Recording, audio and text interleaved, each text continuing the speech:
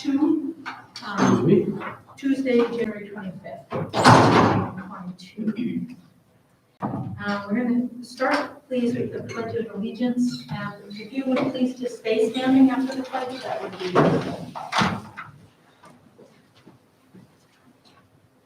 I pledge allegiance to the flag of the United States of America and to the republic that stands one nation, under God, indivisible, with liberty and justice for all. I just wanted to make note that we learned recently that Ms. Dubles, the assistant principal here at Tohoto, lost her son unexpectedly on Sunday. His name was Doug Hutchins, and he was 27 years old. The school committee would like to extend their most heartfelt condolences during a painful time, distressing time for the family and for the students. So could we have just a moment of silence in memory of Doug and in care and support of the students?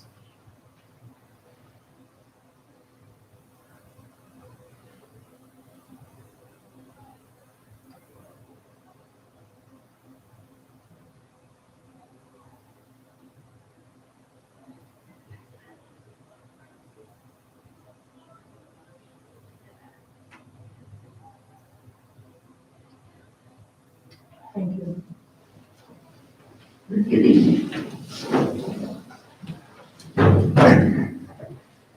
So I just want to explain the structure of tonight's meeting a little bit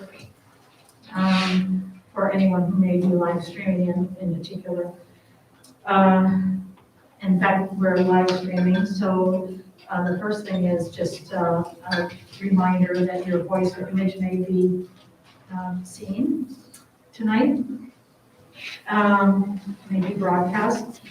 And but tonight's meeting agenda is a little bit unusual because it was originally planned as the second meeting in January, a 3-hour governance workshop with Ms. Dorothy Presser from the Massachusetts Association of School Committees.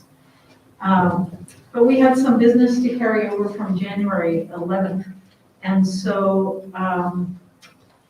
we put that business after the workshop and asked Dorothy if we would condense the workshop, make it a little shorter. The workshop will run for approximately 2 hours and 15 minutes. And then around 8:45, I'm guessing, we will take up the business that's brought over from the January 11th meeting.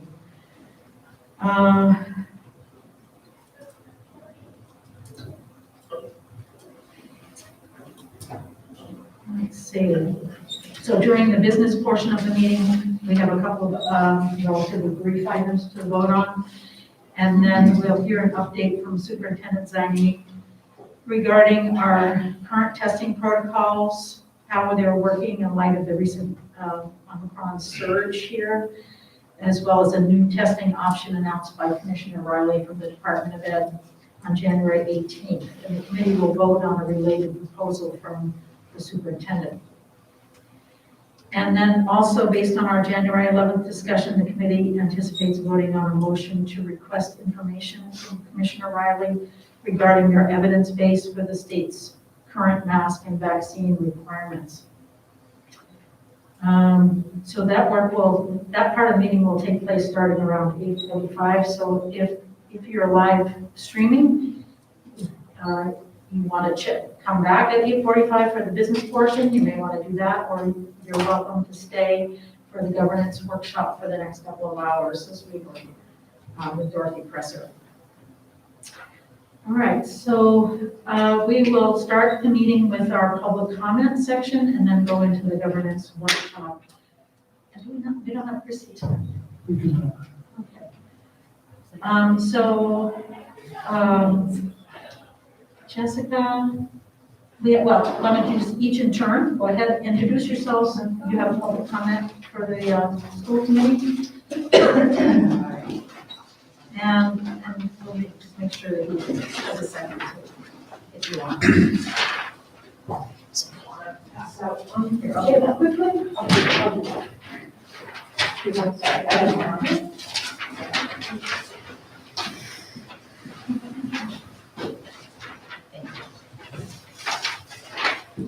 So I'm Jessica Degnan-Alberti. I'm a family nurse practitioner that works at the Edward M. Kennedy Community Health Center. I also am a third grader at BES, and I grew up in Boylston and live here again.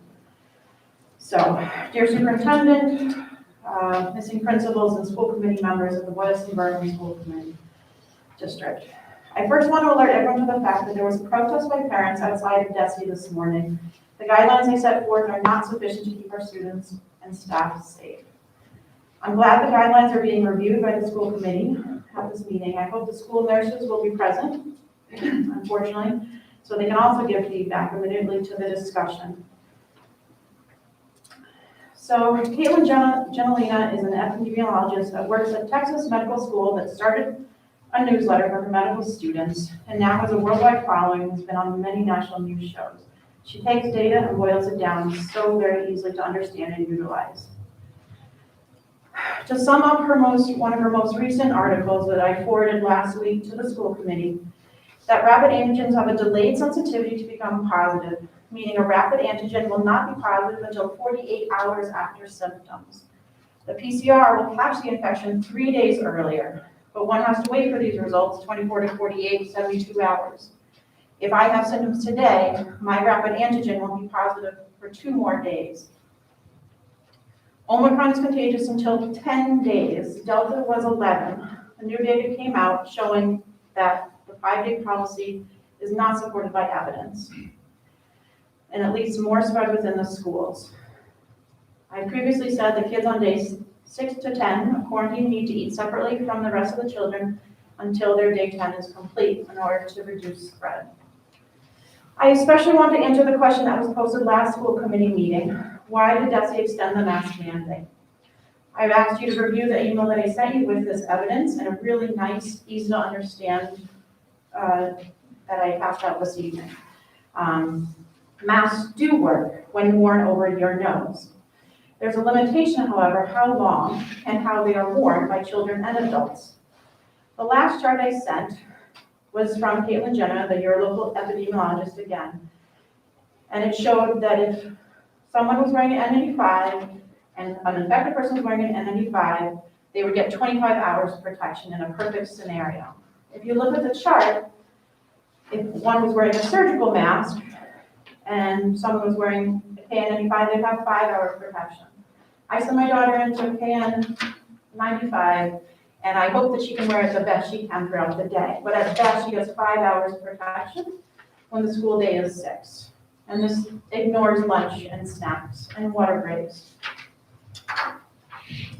And so this is why the entire class should be considered exposed and not the time-consuming tracing of 3 or 6 feet that CDC and DESE has laid out.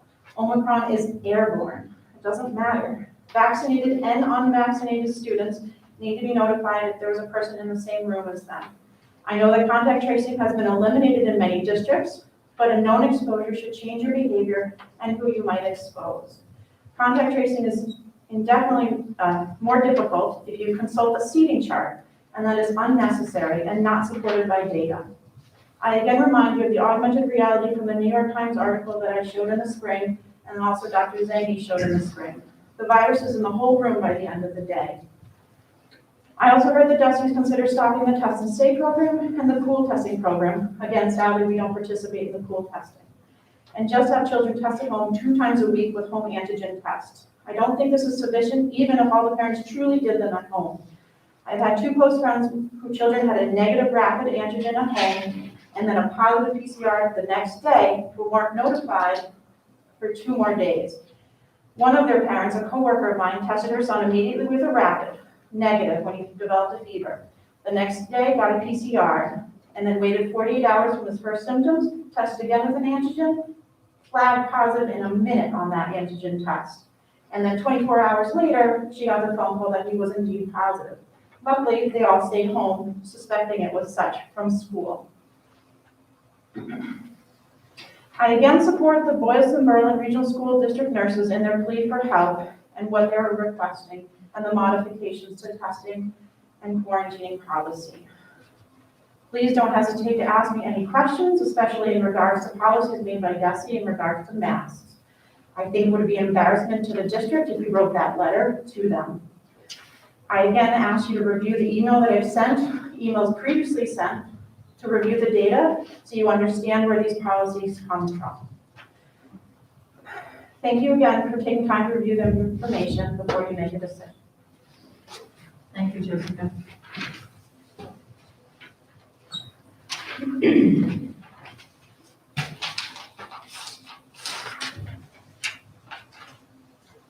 Okay. I don't have quite the data that Jessica does, but my name is Katrina, and I have a child at BES, third grader. And my approach is a little different than data and quoting one doctor or another. I'm going based on my child and how this has affected them. And I didn't realize until today that there were hoops that we needed to jump through for this committee to ask DESI, where is the evidence to keep our kids in masks? DESI is not made up of health officials, and they're making health decisions for our children and for an entire population. Evidence should be provided well before we are allowed to mandate our kids to remain in masks. That should be first, not last. There are multiple studies from doctors who say masks aren't very effective, and we could go on and find them all. And yes, there are ones that say that we should wear KN95 masks everywhere. Well, I don't think they should. Those aren't 100% effective unless they're properly fitted. And are we just assuming that our children are walking contagious, deadly viruses? That can't be good for their mental health. And I also asked, where was everybody when flu was killing people? I don't ever recall being notified of a positive flu case. Never mind extra precautions put in place to stop the spread of the flu. The flu spreads up to 6 feet in through your nose and mouth and even on surfaces. Meanwhile, classrooms were barely sanitized. I couldn't be more frustrated that our kids are part of a "I hope this works" experiment while other states and schools are maskless and doing just fine. My preschooler hasn't worn a mask all year. Why is her class any different? Why is one state any different? I think we all know it's politics. With vaccine protection and our recent Omicron surge, a majority of our population in Massachusetts is either vaccinated with natural immunity or just has natural immunity. It seems foolish to continue with mask mandates. They didn't seem to stop the recent surge. Some vaccinated and boosted and recently contracting COVID, wearing a mask after quarantine does not make sense to me. It's only a sign of compliance, and it gives false impression that we're protecting our community. Who is held liable for speech delays, emotional and physical issues? Is the superintendent going to be? What about child suicide from all these restrictions and fears? There are harmful effects. I want evidence showing that there won't be harmful effects from covering my kid's face.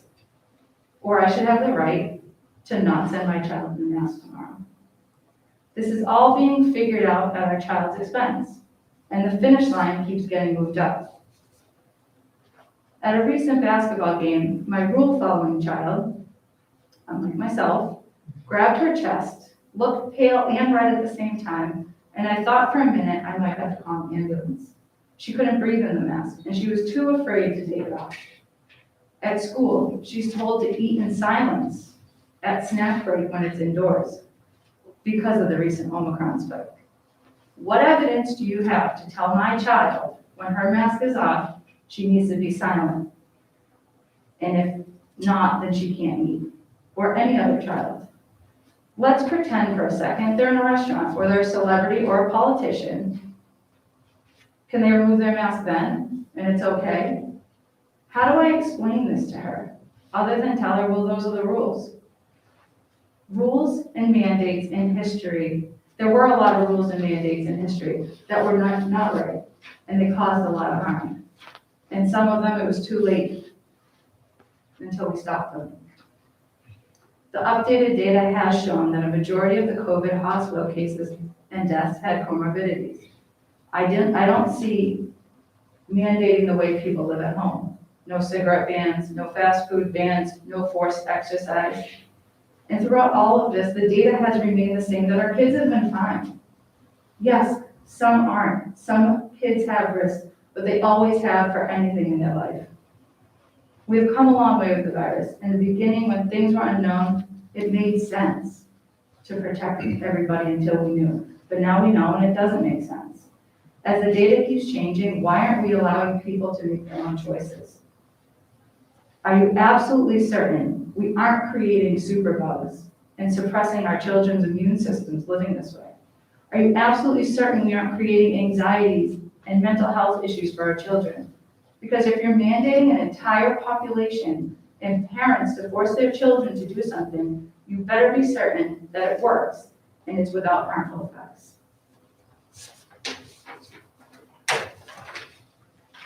Thank you, Katrina.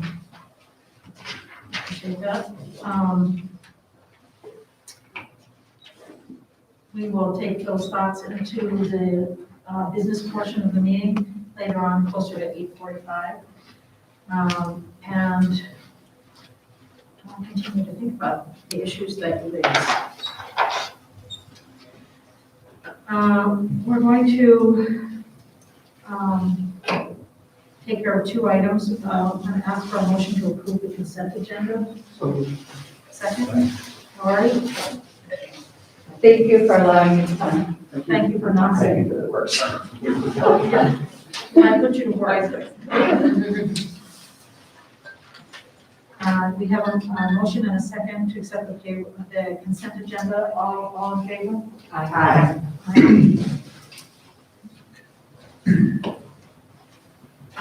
We have two parent emails in the communications folder. We just heard from them as well. And are there any other communications from the school committee? Okay.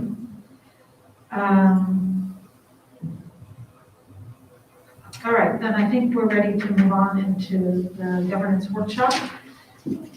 Let's see what we can get done in the next couple of hours. Okay, well, hi, everybody. It's nice to see everyone again and be back here.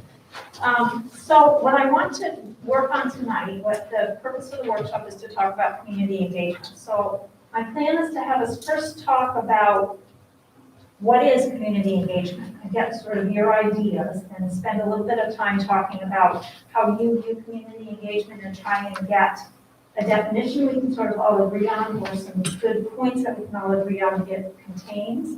And then I have a few, I want to talk about how you see the committee's role versus the administration's role in community engagement. I have a couple scenarios for you to kind of tease apart. And then talk a little bit about the open meeting law and how that interacts with your work and with community engagement. Make sense? So, and my goal is to wrap up by between 8:30 and 8:49, because I know it's going to be a long night for you. So, unlike my Post-its, you can keep these when you're done. What I want you to think about, I want you to take about 5 minutes and just jot down how you define community engagement, or some of the key concepts that you think are really important in community engagement. Then we'll have a discussion and put some of those thoughts and definitions up on the chart paper and see where we can get some commonality in people's thinking. I'm actually going to set a timer so we don't go longer than the 5 minutes.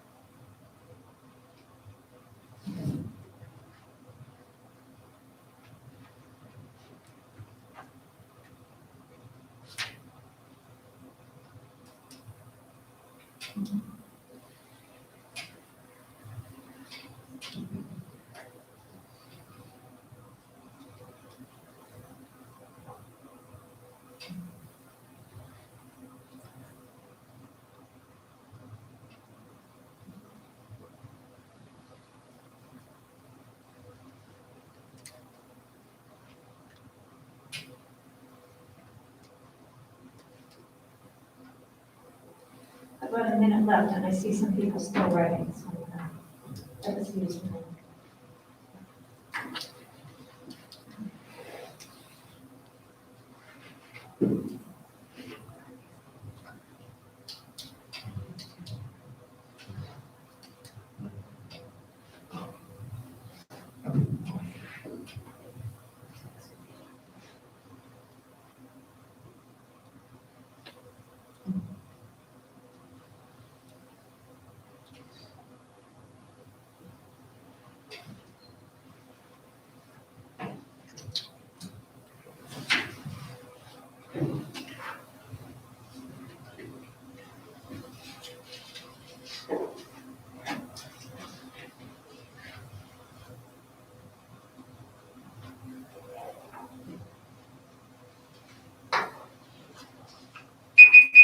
Here we go. Anybody want to volunteer to start us off? I'll go first. Okay, great. I'll just do the first couple ones I have. Yeah. I wrote that, it's a two-way communication between the community and, for us, the school committee. And then, to have a proactive approach with the goal of making student achievement a priority. That could fall right under that, the two-way communication. I don't know. I wanna do all. Okay.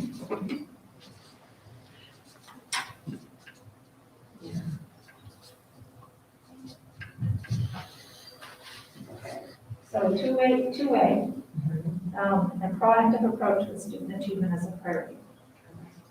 We might want to bring those charts up a little bit. Okay. I don't know if anybody else needs that. That's easy to Maybe do. it's just me.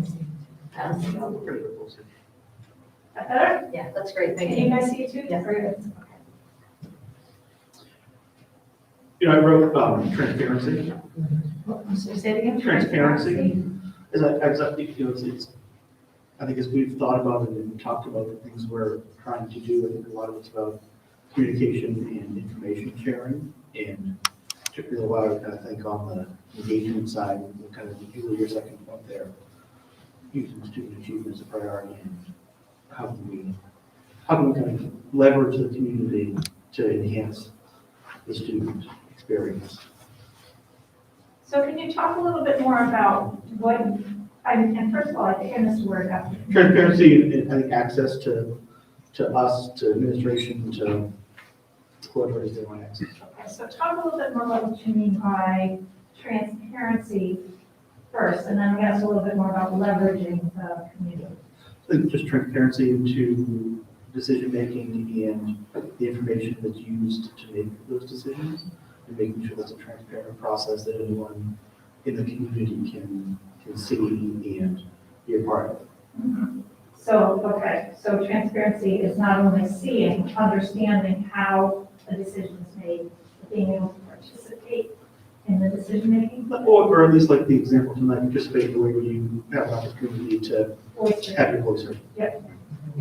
Okay, so, and then leveraging. the Just kind of community. leveraging the kind of diversity of the community and the resources in the community to help enhance the student experience. We talked a little bit, I know, at least in the recent meeting around internships and job shadowing, those kinds of opportunities where members of the community could help enhance the educational experience.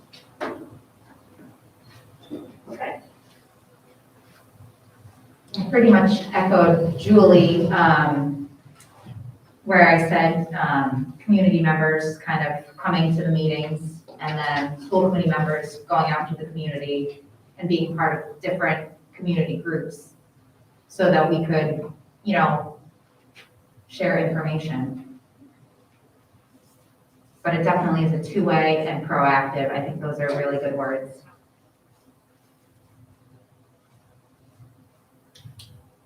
Let me see, school committee in the community. Yeah, and I know it's hard for people, but I wish more parents would come to the meetings. It was great to have. I mean, because it's like sometimes I have no idea what people are thinking besides the people in my circle. So, So part of that is understanding that the people that you know may not be representative of everyone. of course, yeah. It's gonna be a little tough. Two-way and proactive. Yeah, definitely. It has to be two-way. Okay, Yes, I have, you need to make sure that you be inclusive and promote equity while showing your integrity. I wrote, saying what you mean and doing what you say with no hypocrisy as an individual worker. there's a lot of thoughts. There is a going lot on. of, I like to write. Okay, so I heard equity, right? Be inclusive and promoting equity. I also said integrity. No, equity. Integrity. Okay, keep going. Saying what you mean and doing what you say. Is that what you meant by integrity, or is that something different? No, that's inclusive.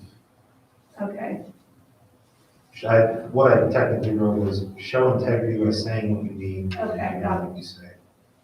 okay. And I close that with without hypocrisy.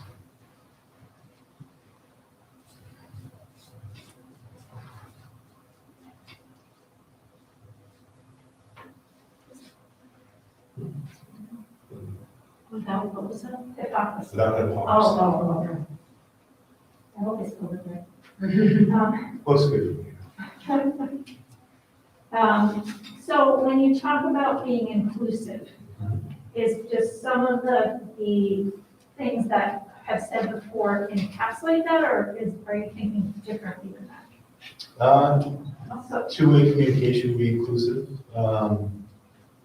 Transparency is certainly part of being inclusive. Communication access, certainly. so, okay. Okay. Lori?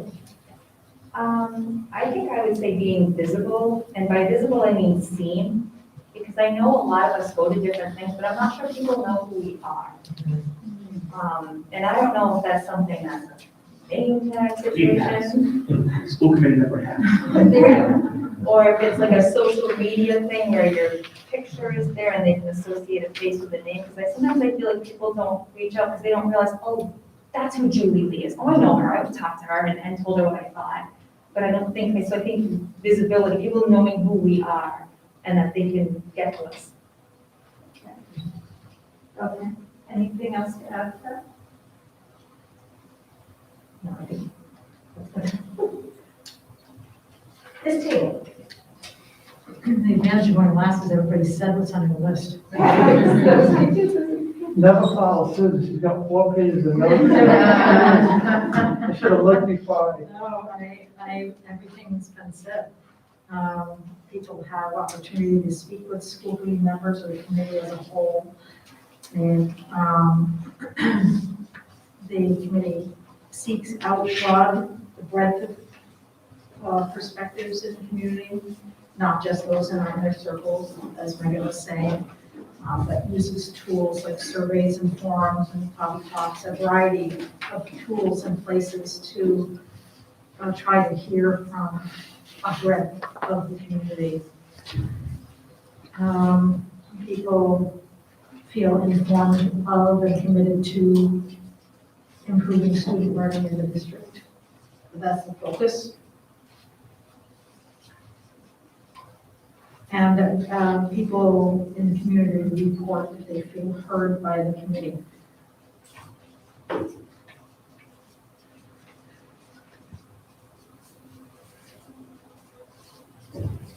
Now you all know why I will never be a classroom teacher. That's good. You can read all your writing too. So, Yeah, do you want to check with Jeff? yes, Sorry. no, not yet. So Oh, to okay. ask you a little bit more, You're not being off the thing. yeah. Exactly. To talk a little bit more about, when you say informed of and committed to. So talk a little bit more about how you see that as part of community engagement, or what exactly you mean by that. Well, I mean, I think one of the goals is to engage people in thinking about what's best for students. And people may have different perspectives on that, but that people bring those perspectives into conversation with a united commitment to support students in their learning. Okay. Is there more? about Yeah, that? it fleshes it out a little bit. I just had just kind of one general umbrella topic, which is just or thought, which is the responsiveness to community needs. And then, so I had some other kind of subtopics. That those are cyclical. I found that, it's just like my experience that, so for example, like these committees, other committees in the town, I mean, typically they don't really you don't really interact with them until it's that time of the year. So, so the times of the year where, FinCom will want to talk to you, times of the year when select board, there's times of the year when the planning board will want to talk to you, and then you don't see them. And then, obviously you have to have a good relationship with them, because you go to them for something. So the planning board, for example, might want to talk to you if they're putting up units, housing units, because it affects enrollment, and they want to know that stuff. But then you need to go to the building inspector when you need to know how many units are being built, so you can do your report too. But those are things cyclical, so you probably don't, it's not like you can do that stuff all the time. And then I also think, and this has been addressed here, is that you have to find time to listen to people's concerns. I mean, one of the things, many will say, I don't know what people think, and that's typically, I think, because when everything's going well, people pay their taxes and they hire you to do the job, and that's how they feel about it. My kid's getting educated, and there's no problem, and there's no problem. I got a job, I come home, I do what I have to do, and I'm busy too. And I think there really is a feel that, this is what we pay you to do, and I always agree with that. So, you hear things when things aren't right. So, again, you got to find time to listen to those people who have issues.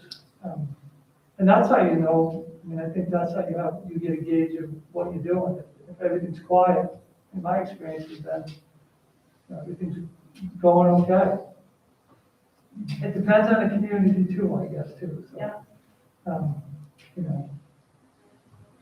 I could give you So examples. I'm gonna, so if things are quiet, do you feel like there's less need at that moment for community engagement?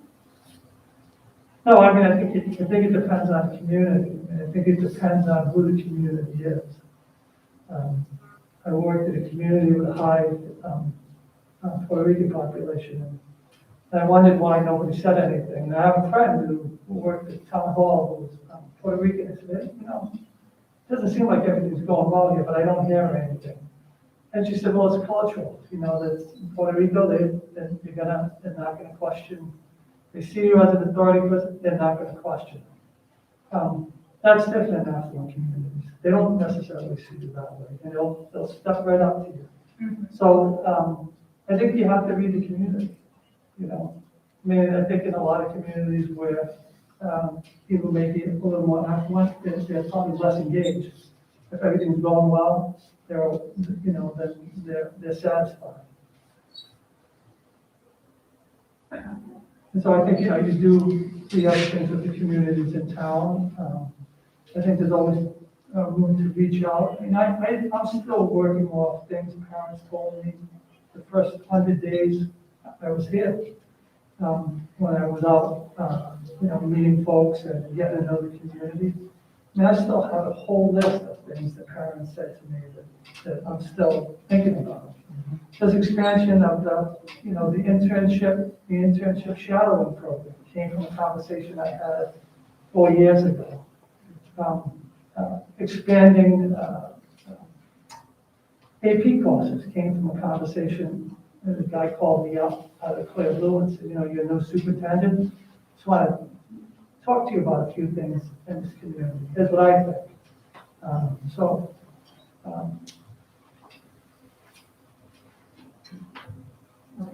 That's an interesting question that you raised about when things are quiet. Does it mean we have to think about community engagement less? How would you guys answer that question?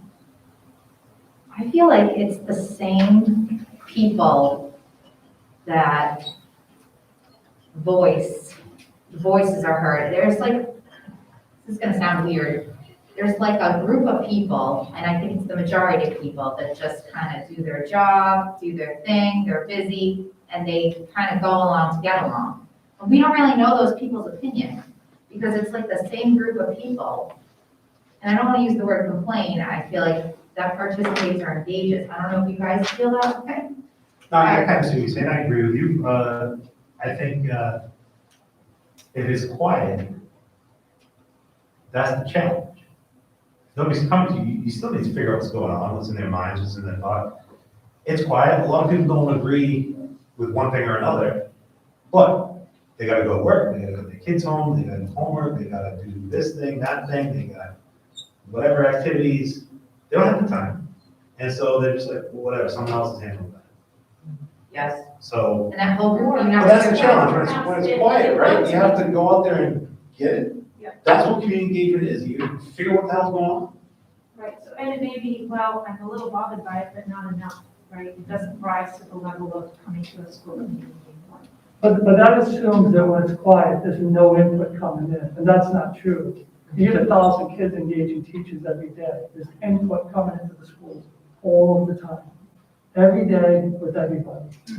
So, and the superintendents in the schools, the principals in the schools. So it's not like that's what you get paid for. You make observations, you ask questions. Yeah, I think it's find definitely out- a difference in administration has one set of challenges and one set of activities, whatever. From a school committee perspective, we're not in that building every day.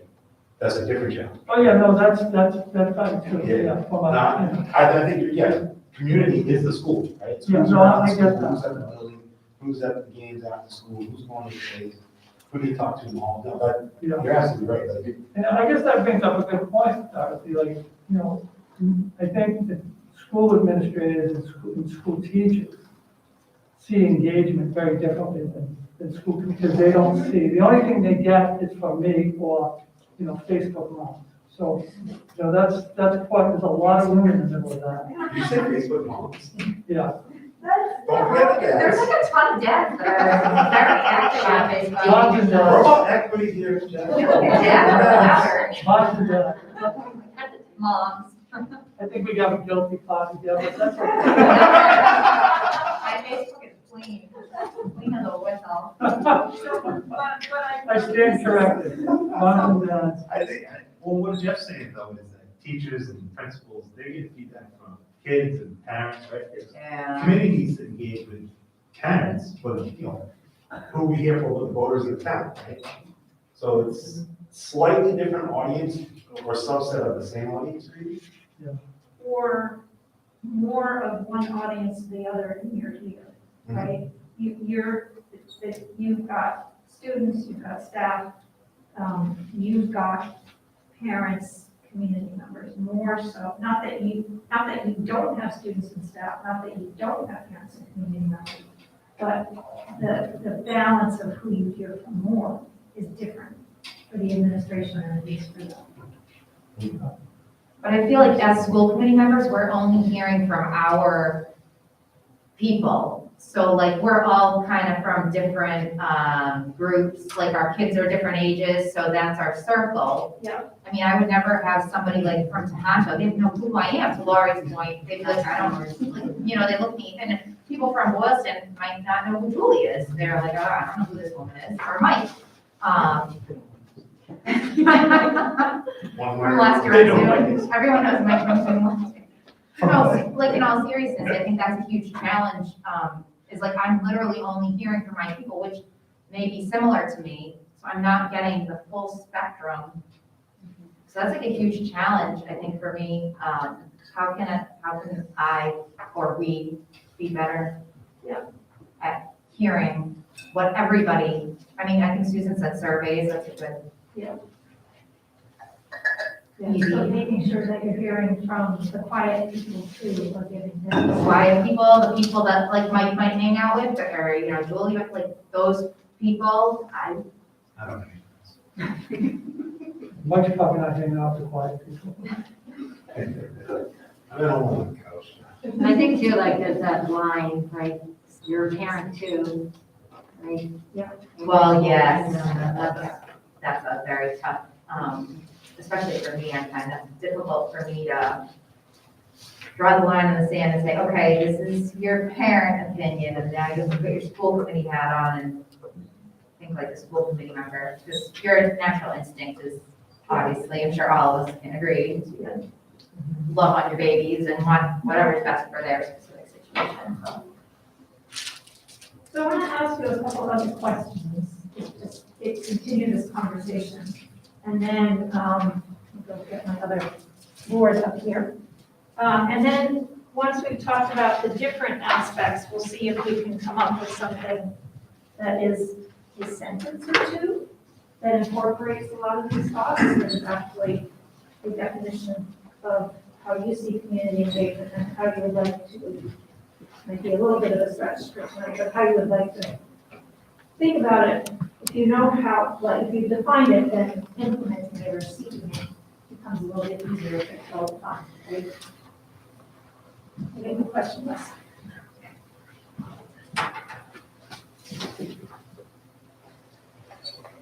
So the first, we asked about the role of community engagement. How do you see the role of the committee? Not the role of individual members, that's the next question. How do you see the role of the committee in community engagement? I'm not gonna have you write it down. You have a notepad if you want to write down some thoughts, but just sort of want to do a little bit of a round robin.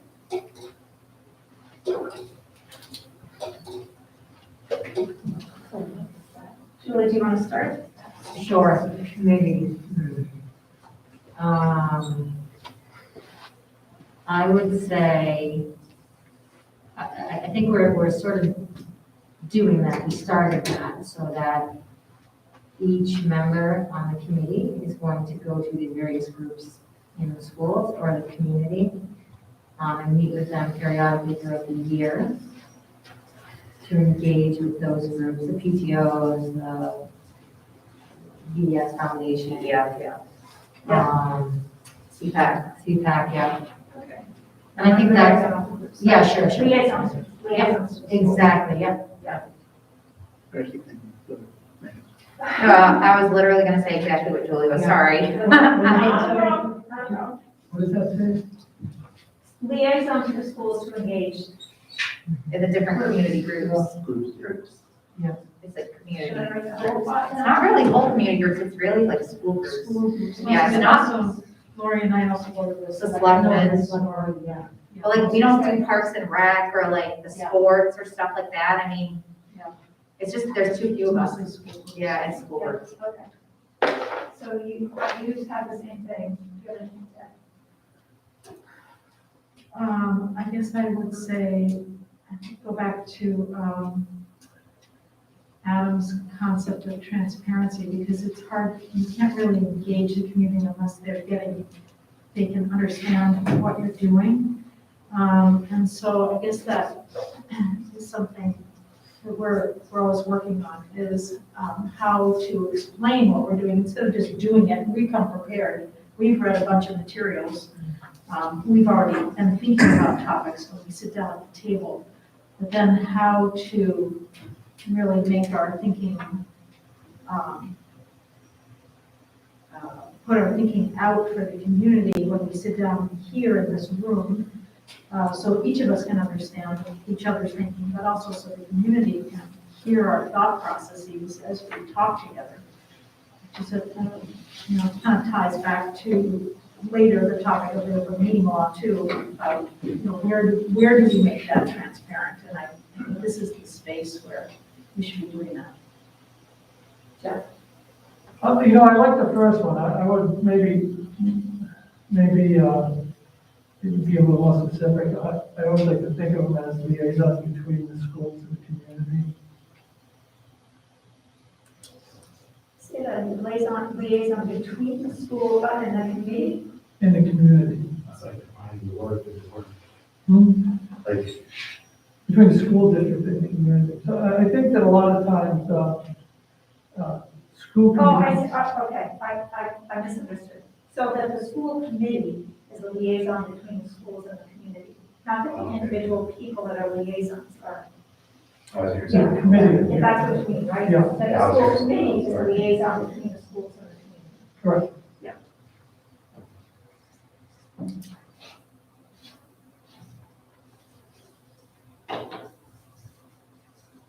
Between the schools and the committee. So, No, between the And schools and the community. community.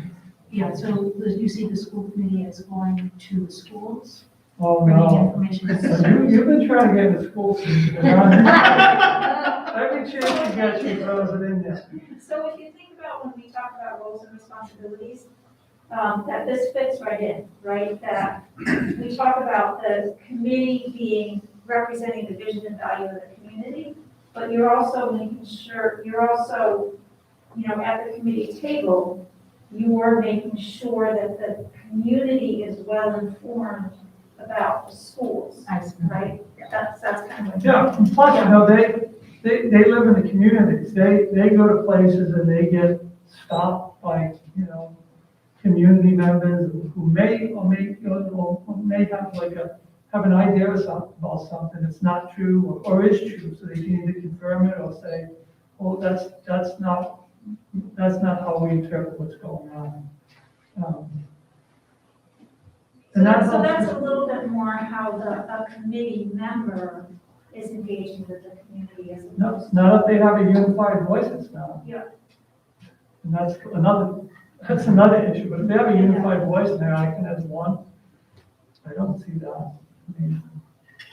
Yeah, I'd like to hear more about that. I'm not saying you can't be an individual, be a school committee member, but on certain things, to me, it's no different than leadership meetings. We go to leadership meetings and they may disagree with me and I may disagree with them. But when we leave, we all toe the line. And that's the rules. And I don't always get my way in my meetings. But when we go into the schools, if we're saying something different, then if one principal is telling their staff something different than another principal, it becomes a problem. So I think if a school committee speaks with a unified voice, like say they take a vote, somebody might not go along with that vote. Yeah. Well, that's, they can't then go in the community and say, well, 5 of them did, but I wouldn't have done that. Yeah. And that happens. So I'm gonna tease this out a little bit granularly. 100% agree with that, but I guess what I'm thinking about is not when the committee has made a decision and acted, but gathering information that may inform decisions, or getting ideas from community members. They may be acting more as individuals than as a committee. They're bringing that to the table. So my example is 2 principals might come to a leadership meeting, and one of them says, my teachers are thinking this way, and another principal is saying, well, my teachers in my building are thinking this way. And you get to a decision, they're going to bring the decision forward, but they came to it with different viewpoints based on input they receive. Am I making any sense? Yeah, but, again, it might be a function of who we as a team is or where the committee is. I think if you set up those sort of protocols before that, then things are put in place so that when they get there and they're collecting information, there isn't that wide of a discrepancy between what they say when they come to the table. There are things to hatch out, but Yeah. like, it's not gonna be one comes with A and the other comes with C, maybe one comes with A and one comes with C, it's a little bit closer. But you have to do work before that, you need to work on the leadership team to make sure that that's not the case, that we've already set those parameters. But, maybe that's the issue, or the development of a committee, that they haven't had time to formulate that, to get those things in place. Am I making sense with that? I think in the big picture, yes, because you're thinking about processes develop over time, more information comes in, and then that's how you get to a decision that everybody commits by, right? But at the beginning of the process, there may be part, right? And then you get closer together as more information comes in, and you have the discussions, and people have the input and consensus. Okay. I'm gonna take a leap on, you guys can fill me in if I'm wrong, but you decided to regionalize, right? And you've had a lot of opinions out there about whether or not you should regionalize. But there's a lot of, and I know some of you were or weren't involved in that whole process, because it was a different committee. Yeah, but at the beginning, opinions might have been all over the place. And then it was a big decision, and over time, you got more information out, and then you got to the point where the community and the committee made a decision that was moved forward. Yeah, that's an interesting example, because during that time, also the members of the committee, the subcommittee that were charged with that, held a lot of community forums and had a lot of listening going on at the same time. As they were sharing information out, they were also collecting a lot of perspective back in. Yeah. And they did that quite a bit. You were here for the whole process. Excuse me? You were here for the whole process. So Yeah. Not all of it, a lot of it. But Tohoto was always a regional high school, right? Correct. So it was just that the district was not regionalized until how many years ago? In 2018. No, yeah, 18. Oh, really? Yeah, before that, it was 3 districts. Oh, Tohoto had to be its own district. Yeah. It was a union, superintendent's union. So, which is probably a lot more common. I think this one was formed in like 1960. 61. Anyway, okay, so we got stuck on one thing, so let's keep things moving. Do you have anything more to add about the committee's role? Yeah, I was thinking, attending, like school events, I'm thinking specifically of Jeff's parent boot camp that he does with the incoming 6th graders. I know the company that I work for, we were here. We had a table, he was coming over to us, talking to us about the savings thing, but that would be a great opportunity to have a table and have the school committee members there so people, can introduce yourself. And same thing with like preschool and when kindergarten starts, things like that as a committee, just so that people can know who we are. It's a really good I idea. don't think we were doing quite a bit. I thought we did. Did you have a doing? Like you were there with the company. I was there with my company, Yeah, yes, I don't know. yeah, no, I've been to the last so many. Yeah, No? I can't. Julie's there, so. I've been frequently, the school committee doesn't go. When is it? September? Ask what to do that. That's a good Yeah, idea. that's a good idea. That is a really good idea, Lori. There's like tons of, there's all different like open house things that the school committee should, we did a PTO event, the Pumpkin Fest, there was like all different, not to be there the whole time, but just so some of the parents can, I end up in a hat. we've got good hats, or t-shirts. So, can I ask Lori, or anybody else, is it just school events, or what about the broader community? Well, it's funny, because I had Memorial Day on there, or before this, we had a big Memorial Day parade, and then I was thinking, I don't know about you, but I love that parade, and I don't want to really be at the table, like, I want to be out talking to people, so I was thinking, like, if we did, like you said, like, maybe an hour or whatever. We'd have to take turns, like one of us would man the table and. Because that was another, I have that on here as well, because the community members who didn't know us, because their kids have either graduated, or they don't have kids in the school system yet, it's important that they know who we are, so that they can reach out with questions as well. So I'm gonna ask you to take it one step further. Why is it important to you that they know who you are?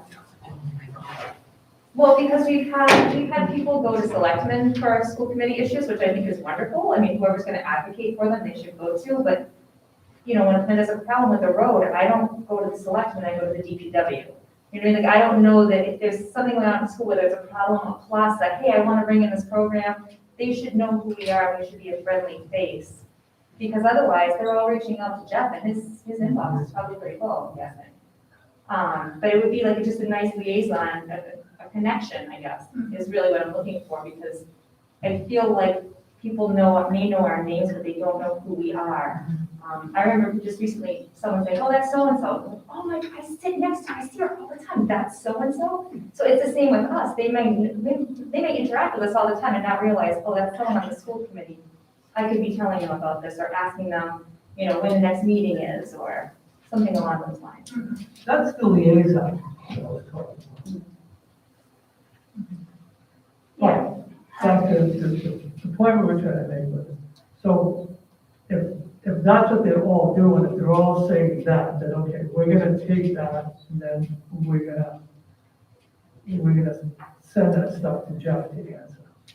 As opposed to, I'm gonna take it and I'm gonna deal with it. That's different. That's not everybody acting the same way. Okay, so if they all said, okay, when we get something like that, we'll be out there, we'll all do that. And when you meet them, I'm gonna send that to the superintendent. That's all acting in the same direction. So that's the kind of thing I was talking about. They're all, you know, Got it. going both the same way. Yeah. And that's it, acting like an individual.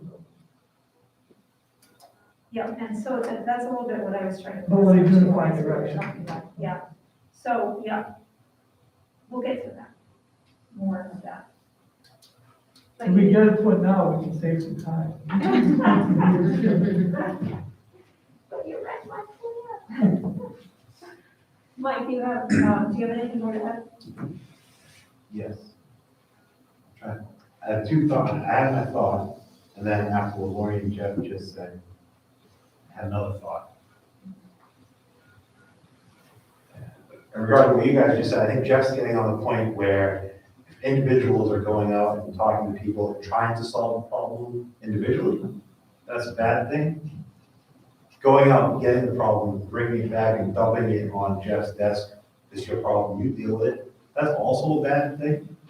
So I think there's some middle ground somewhere where if you tell the person out there you meet them individually, yeah, I can't do anything for you right now, but we'll take it to the committee and we'll, you know, discuss it, or whatever the appropriate response would be, depending on what the issue is.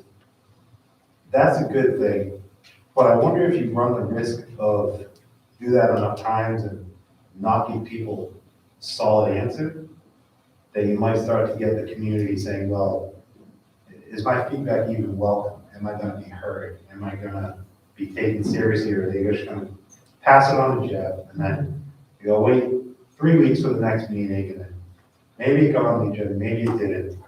It's busy that night, we'll push it to the next one. Now it's 2-3 months gone by, and they're just like, I just want to know why there was green beans at lunch instead of turkey or something. Like, so we run into that problem. Well, what was I gonna say? So, but, and this gets to what I'm constantly saying to the committees is, we spend a lot of times talking to committees about what your role is, right? It's that governance role. The people that don't understand that role are the whole rest of the community. So when someone has a problem about green beans, the answer isn't, I'll bring it to Jeff. It's, why don't you go, the person to talk to is the food service director. Yeah, I think we even And I have a said- policy on that, Yeah. that we just maybe went over So, the other day, right?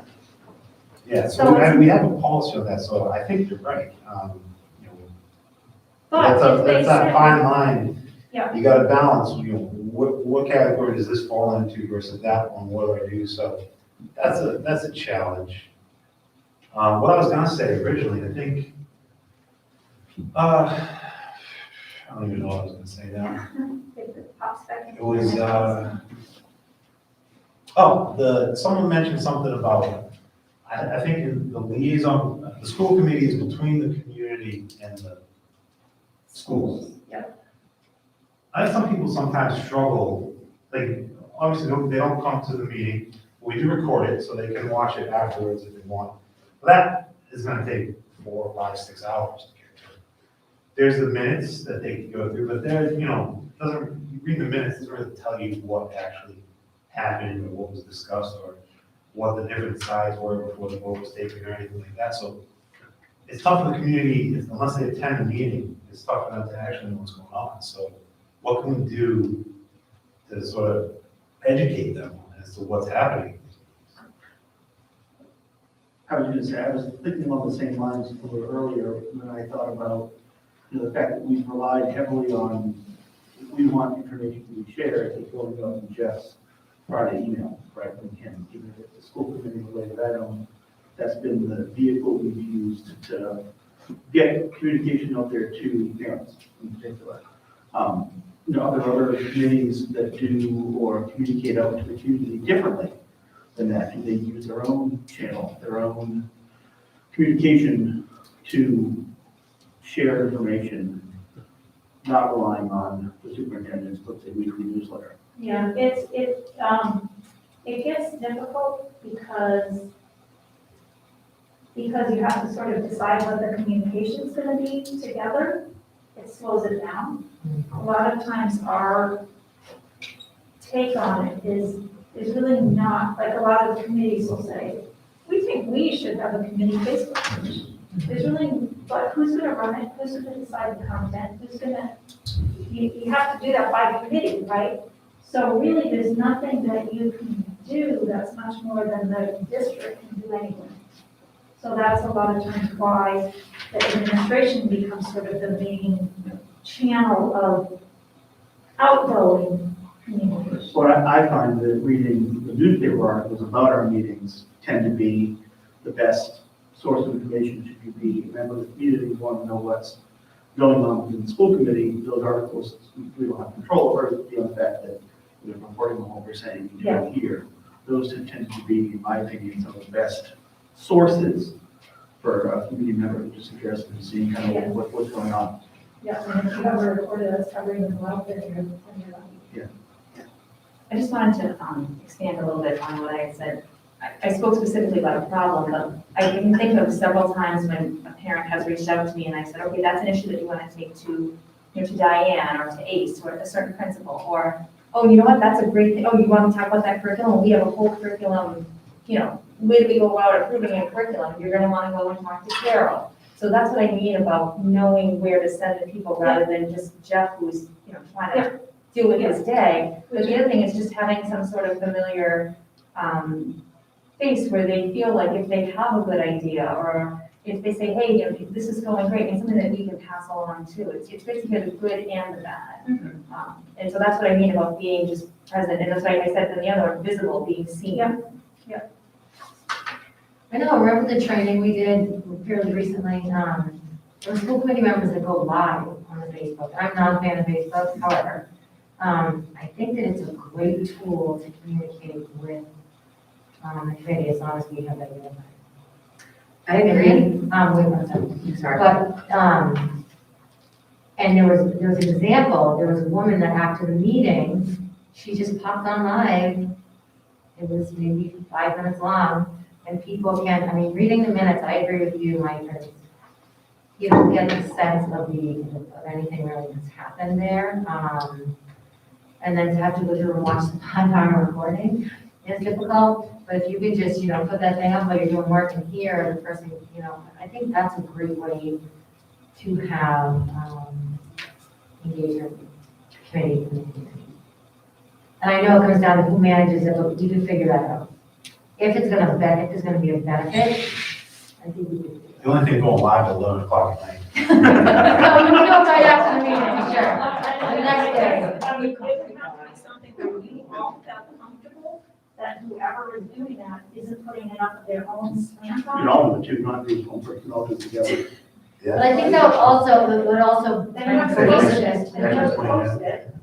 And Yeah, You one, just- your page has to be tied to one person, because I have to do that for baseball. So one person will have the password to be the, for Facebook. I mean, you could do other social media platforms that I'm sure we know. so I'm gonna stop this conversation, not because it's not a good conversation, but we have limited time. Yep. And what we're getting to is a lot of ideas of implementing community engagement. I want to get us back to the definition of first. This is on the agenda, right, related to social media? Yeah, talking a little bit about social media. Yeah, all right. Cover that. So we talked about the role of the committee. In that conversation, I feel like we did sort of talk about the individual committee members. Anybody have any more thoughts about what's the role of an individual committee member in community engagement? I just sort of recap what I heard, right? It's being visible as an individual community member, looking from who you are. Being accessible and understanding where information goes or where questions go or where concerns go in a sort of a common understanding of how that works. And a common understanding with the administration of how that works. Does that make sense? So, do you think we are to the point when we can start to talk about how would you define it? I see some of the, what's the two-way, proactive, inclusive student achievement,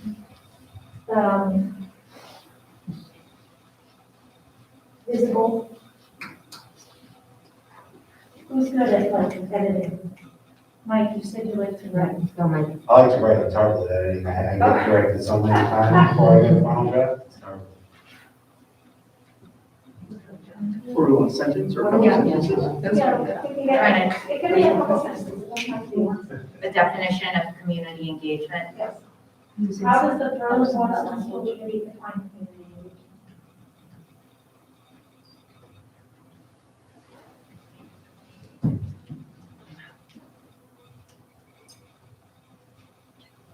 two-way proactive approach that's where I was at. Community engagement is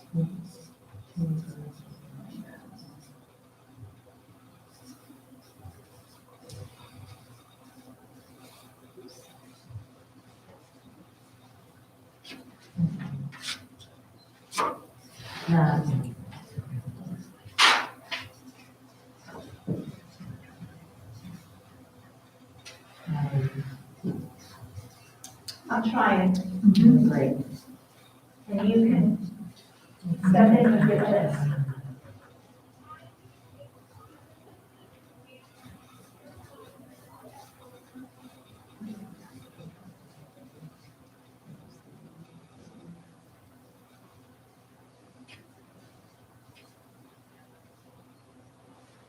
What have you got so far? I can't see. I'm sorry. Community engagement is a two-way proactive approach that is focused on student achievement, responsive to community needs. You know, we haven't put anything in here about the budget, which is like the biggest thing that we have oversight for. And the community are the taxpayers, so we haven't considered them at all. I think one thing we could say as a third bullet is it informs the school committee's decision-making, because that includes budget, that includes other things too, policies and other areas. Yeah. I think community needs and concerns, needs and wellness. Yeah, very different. Which she has, community needs, it could be community needs and concerns, or interests. perhaps to give it positive connotation.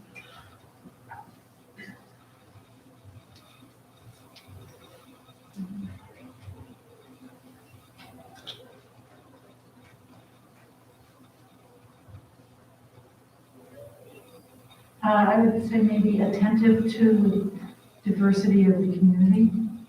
I mean, attentive or solicits, I guess attentive to diverse perspectives or something. I'm trying to get at the breadth of perspective. Yeah.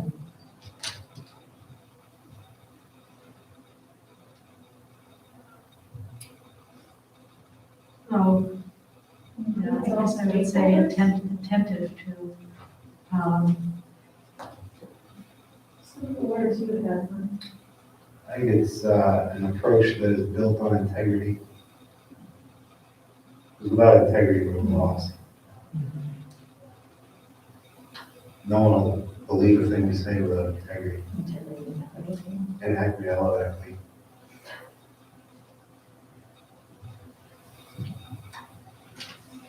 Built on integrity. I like Susan's inclusive of all stakeholders, not ignoring stakeholders.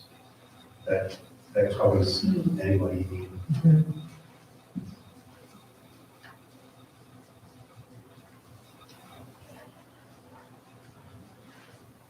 I'm tempted to put that is, I'm tempted to put integrity over here. I agree. Can I throw something out in terms of the beginning of this? Yeah. And maybe say that we could have a sentence that then has some bullets after it that we agree to, because of what I've written.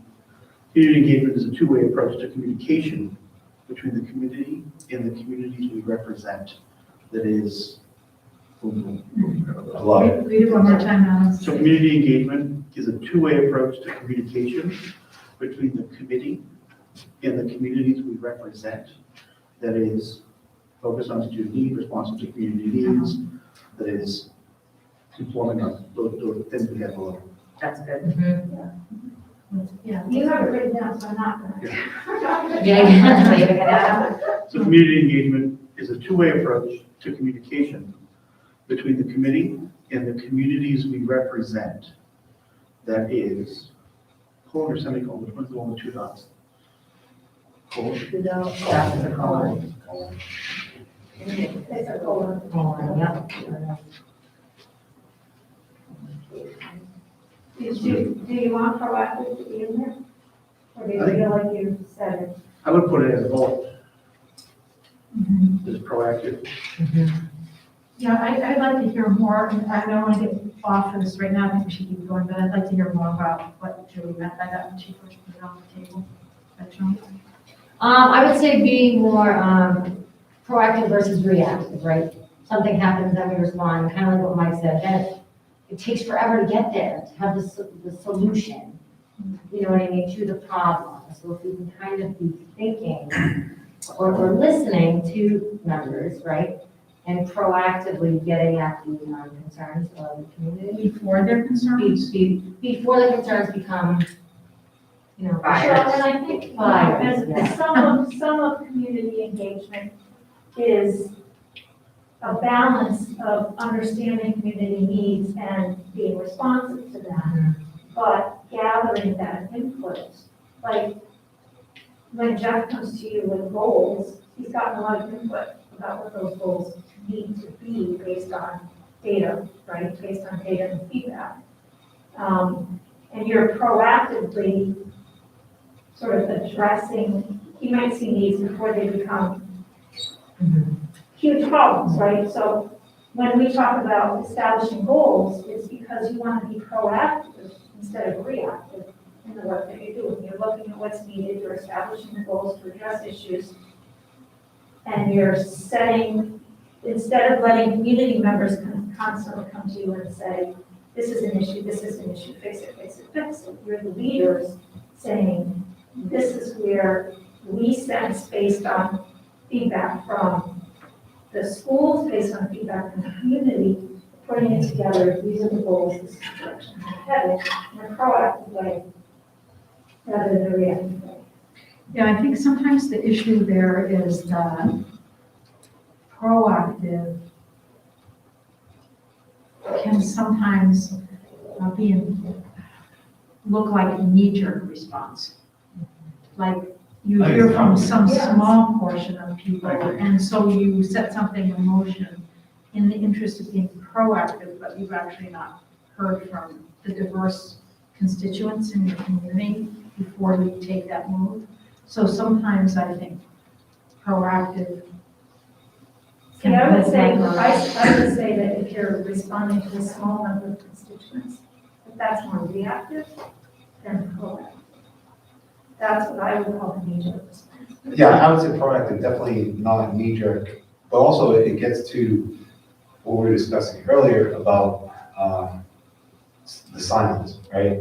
Like no news is good news. Well, if we're being proactive, it doesn't matter if there's silence or if there's a lot of activity going on. If we're being proactive, we're out there trying to do something, whatever that something is, we'll define it. But instead of waiting for it to come and then requiring a knee-jerk reaction.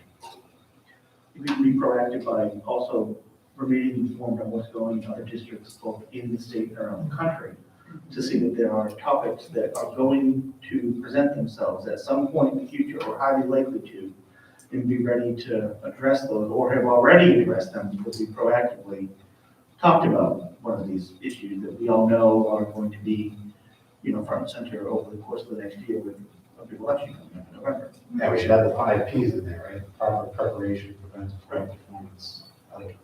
Well, and just to go on with Julie's proactive, I like that because I find that, Facebook becomes an outlet. It's almost like, when you think of like 2 people that have just, they've been stuffing it down, and then eventually something sets it off and it goes up. That's what happens on Facebook. People have questions and concerns and they may not have the right information. Like I've seen misinformation argued about. And if they simply went to someone who could say, here, I'll direct you, here's the DESI guidelines, or here, the principal would have this. If that's proactive versus them feeling like the only person they can reach out to is the computer keyboard. And then everybody else jumps on it. And then it becomes something bigger than it really needs to be. They might have gotten on there and said, oh, here's the information. So that's why I think the proactive approach is really good. Are we convinced you? I wasn't saying that proactive is reactive. Is knee-jerk. I'm saying that what I've seen sometimes is people in the interest of being proactive actually behave in a knee-jerk fashion. Okay, they maybe act too quickly. Yes. And not deliberately. Yes, they're not really being thoughtful. I think of what Adam's describing as kind of always surveying the horizon. Yeah. I'm kind of reading the pulse of what's coming down the line and reaching outside of your own community. I thought that was a good example, Adam, of thinking about, what's happening in other communities, what's happening in other states, how does that inform our thinking by, looking ahead. What's happening with your students? With what? What's happening with your students? Yeah. In terms of maybe student population changes or student need changes or. Yeah. Yeah, I wish there was more data because I'm a data-driven person. So I feel like, I'm sure it exists somewhere, but it's hard without, if there wasn't like an analyst in the district or something that's analyzing all this. But yeah, like you were saying, what happens with our students? I'd love to send more surveys out to the parents. And Jeff, last year, he did a ton of them. I don't know if they were helpful or not. Yeah, they are helpful. We actually have one we're working on right now. As part of my goals, actually, the equity survey, but there's some COVID pieces in there too. Because there's some questions about equity and COVID that's come up, so. A lot of it through the committee, the stuff that you said to us that we, we all want to reach out and just get a feel for what the community thinks in terms of the equity piece. And COVID. So to keep us moving. So we have Adam's introduction, which I couldn't write fast enough. With the bullets, focused on student achievement, responsive to community needs and interests, informs the committee's decision-making, inclusive of all stakeholders, proactive and somehow maybe in your introduction, we want to build in the integrity. I'm not sure that's a bullet. I mean, I really think that's part of the. Yeah, read your opening. Yeah, community engagement is a two-way approach to communication between the committee and the communities we represent. That is, like, Somewhere in the middle there, for built on or built with integrity or founded with integrity or something. Yeah, I think we can find this. Because without that,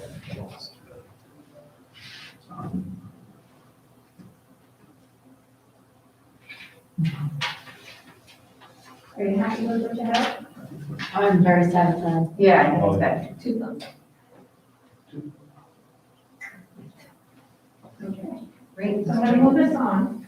Okay. And take a little bit, now we're getting a little bit into more of the nitty gritty of the how, maybe, if you want to think about it that way. So I didn't want you peeking ahead. That's what I was thinking. So in the top piece in here is actually a community engagement plan report, I think is what they call it, from Boston Public Schools. But I really wanted, there's a bunch of charts in it that I thought were helpful. In thinking about community engagement and the two-way part of it. You know, I think there's a lot of places where if you ask people about community engagement, they're gonna start talking about one-way communication out to the community. But I think, you know, in this report, on the second page, there's 4 blue squares down that talk about steps to community engagement. On the next page, that where it has the history down at the bottom, there's how does dialogue inform policy discussions. And then on the next page, there's the 3 arrows that talk about informing, inspiring, and engaging. So I just want to take just a couple minutes for you to just sort of look through that and get your feedback, your impressions. Does it resonate? What do you see that might apply to any work that you do on community engagement?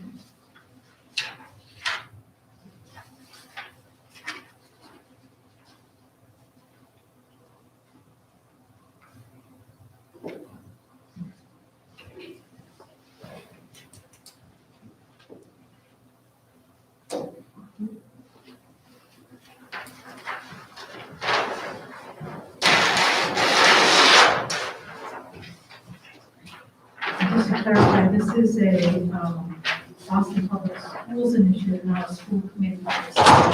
Correct.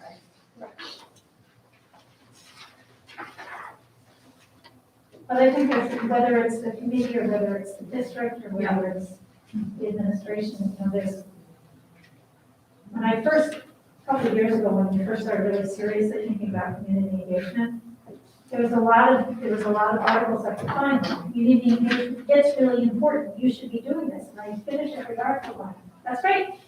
You missed something here. How? So it's not always easy to find those. It's easy to find why you should do it and the importance of it. It's a little bit harder sometimes to think of how do we actually do this. So trying to give you a couple resources. We're not going to parse them all out tonight necessarily, but a couple of just resources to think about. We're going to really start to go about this as a committee, right? You know, the outreach that you talked about and being out in the community is a piece of it, but as a committee, thinking about what other pieces as a committee we do to make this happen. And make it that two-way in forming our decisions that we talk about.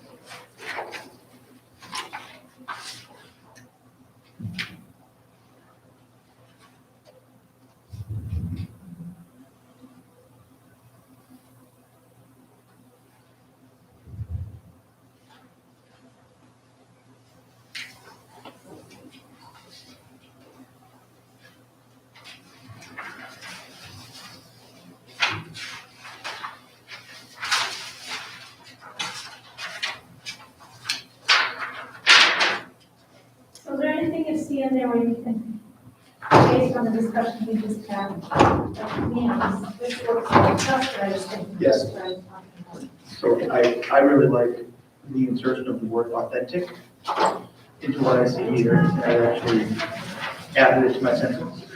Community engagement is an authentic two-way approach Yeah. to communication. I also like what they have here on the second page. Our goal is to engage the community in forums, stakeholder dialogues, other activities to ensure district policy changes are informed by those who are impacted by them. I guess I'm not thinking you're gonna change the definition here. No, but I like that. But that these are things that as you're thinking about implementing, Yes. these are things that you might want to keep in mind, adapt. I love the quote that you put here, a couple of definitions of effective community engagement. The purpose of community engagement is to ensure that school improvement is done with the community, not to the community. I thought that was really just bullseye. There is one website there, the IA piece where on their website, it says, please ask permission to reproduce our materials. So I just gave you the website so you could go look at it. And I go through the process of getting permission to reproduce all their materials. But there's some good stuff on there. They talk about thinking about your purpose for engagement. Is it communication? Is it participation? Is it, and if you're doing, if it's supposed to inform, or is it collaboration, or is it participation? And that your strategy will depend on your purpose, right? So that you have some good information. Do you have some? Yes. So I'm looking at this second page, how to engage the community. I've always been a huge fan of backward curriculum design. I've used it since I was a teacher. To me, the most important part of this document is the very last bullet here. It says, know what outcomes to expect.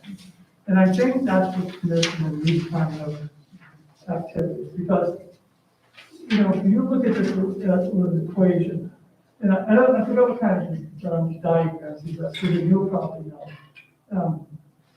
But I think you have to start with, so I'm playing with it here, right? So you have, you can't see this, but it's almost like that's the middle piece. That's not where to start, that's the middle piece. So to me, it's, the whole objective of being a school committee member, it's not a job unto itself, it's to improve student learning, and that's what we're all trying to do. But they're not in the schools, right? So they have a discrete set of functions, right? And the schools do. So if the outcomes, the expected outcomes are to improve student learning, and maybe they define those, so if you work backwards from that, that becomes the middle column. So here you get all of these outcomes which have nothing to do with anything they're connected to. Student learning, maybe something that happens in the schools that they never see on a regular basis. And then you have all the stuff in the middle is, okay, we're gonna engage the community to get to those. The part that happens right before that is, let's think of what our job is. What do? We oversee budget, like Mike said. We oversee policy. Superintendent evaluation. Now you have three parts to an equation. Here's what our outcomes are. Here's what our job authority is. And in the middle is how we're going to engage the community.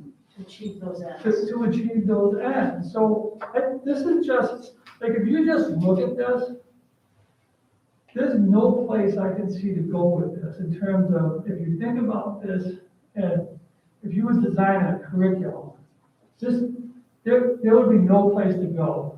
Because you don't know what to expect, and you haven't even defined your job.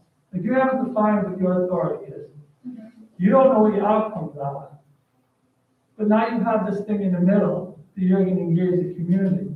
What are you even going to do all of this stuff in order to get at? And what are you going to do all this to get at within the boundaries of your job? So it seems like we're defining this middle piece, but if you just look at it and you take it on itself, in and of itself, it doesn't make any sense if what you're trying to do is improve student learning. You know what I'm trying to say? I do, and it makes 99% sense.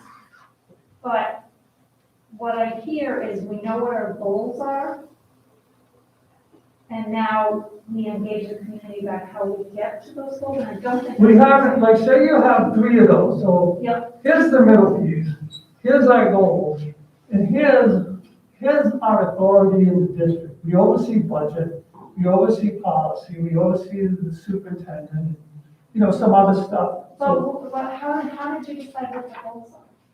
well, that's what you're gonna decide, what is the community, that's what hasn't been decided. How are you gonna do that if you don't know what the goals are? Yeah, you have to see When you say goals, you mean outcomes. outcomes, yeah. you No, have to- but I guess I'm thinking of goals in terms of like your overarching district strategy, right? Well, outcomes relative to, no. Student learning. Outcomes relative to, we're talking about community engagement. Yeah. So what are your outcomes? What outcomes are you expecting? So, And I don't know that, I mean, that's what I'm thinking, I think that's a good middle piece. So you got that, so if you work that backwards, I would think you have to start, if this was curriculum, say, well, what am I expecting students to know? And then you define that, and then you work backwards. Yeah. Right, so, I mean, yeah, you know that piece. Yeah. And so I'm thinking of it the same way, you got this middle piece, but without knowing your goals, and without knowing how you're gonna, What you're aiming at, right, what you're aiming to impact.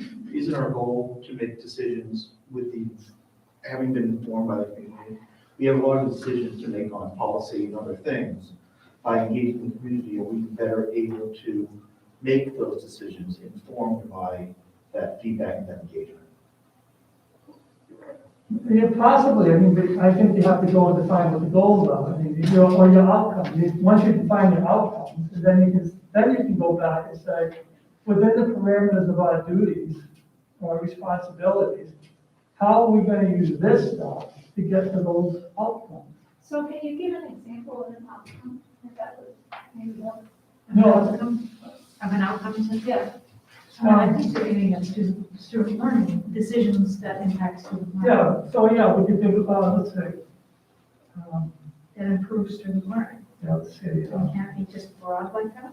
it could be, but, maybe something around, well, we're in the middle of this COVID thing. Okay, so we're in the middle of the COVID thing. They oversee policy. So, okay, so they oversee policy, this is the middle community engagement stuff, what would be the goal? To I can use help. improve policies that. I see how Jeff is sort of looking at it as the high level, right? Like, what's the overall outcome for the year, right? No, it might be something, I think you could use anything, like, Yeah. you could use backwards curriculum design to design a unit, to design a lesson, to, But kind of marrying what you and Adam said together, like, well, you're saying, what are the outcomes we want, okay, based on budget policy and, your review, which is annual. What Adam is saying is, we need to be informed from the community on these things. That's sort of the month to month in our case, right? Between meetings, we need that engagement because focus around the agenda. And the agenda is going to be topics that come up for a vote. Do you want to be informed by the community on voting one way or another, or do we not care what they think about the items that are up for vote? So if we care what they think about the items that are up for vote, which they're up for a vote because we think that they are something that's going to help us achieve one of these outcomes throughout the year, and by the end of the year, it's going to help us either impact the school improvement plan, or impact the budget, or impact the policy that needs to be written about something as little as COVID. It's a month-to-month and constant engagement on a regular basis, continue collecting that feedback. to be informed when we make those votes, so that it's not just, like Megan said earlier, it's just not our own personal student. It's being informed by other people who don't think like us on an individual basis. So there's two ideas there, and I understand what Jeff's saying, because, you know, in leadership and business, you don't want to just sit there and talk around in circles, bunch of word salad and things like that. You need to know what you're aiming at, like you said. You need to know how you're gonna get there, you need to know what your authority is to get there, right? Like a middle manager has no authority to get there, a committee has authority over a few different things, a superintendent has authority over certain things, the principal has authority over certain things. But I think it can be done, I think this could be used to develop a template that you use for everyday decisions. School can just, you know, monthly school committee decisions or overarching high goals. So, you know, we can do the exercise. We have an issue tonight. What's the goal of the school committee tonight? Put the stuff on tonight. Is there a goal? Is there an outcome, you know, relative to what I'm presenting that you would think of? Well, we're making policy decisions tonight about COVID, related to COVID. So I guess my question would be, is the outcome a particular decision, or is the outcome an informed decision? It could be that you develop a template, so, you know, so they're gonna take a vote tonight, right? So, you know, so they have an authority to make a vote. They've included stakeholders. We just saw 2 people get up here. Yeah. Right? And the outcome is to amend the entry plan. Or keep it staying. Right? It could be something that simple. It's just, that's the goal tonight, to take a vote, to use that, what they believe community engagement is. They use one of them at least, right? You don't have to use every single one all the time, but if you come up with an idea of what you think community engagement is, and you're always going back to that, to make that decision, then you're following the template. So in this case, they used, you know, you had 2 speakers come up. So you're using one of those bullet points to be inclusive of all stakeholders. They've been collecting data. They've been collecting data. How do I know that? They got a million emails from them and from community members, right? So they've been collecting data. So they've been doing at least one of those things. And maybe they don't have to do all 4 because it's one very specific thing they have to do tonight. They have to amend, if they want, the reentry plan. But what if the outcomes are different, sorry? I was just Well, gonna the outcomes change. That's why it's a. No, I mean, like, what if I'm just saying an example, I'm not saying this is my opinion. What if I'm like, no, I don't want to change that policy, and Adam's like, yes, I do. Then the outcome, my outcome that I'm expecting the committee is to follow me, and he might be expecting, what if we expect a different outcome? Well, so that's why I said, is the outcome a decision? The outcome is you reach a decision. It would be a decision, yeah. So, but it, No, no, and so I I expect. think, let me try saying what you're saying, the way I understand it, you can tell me, that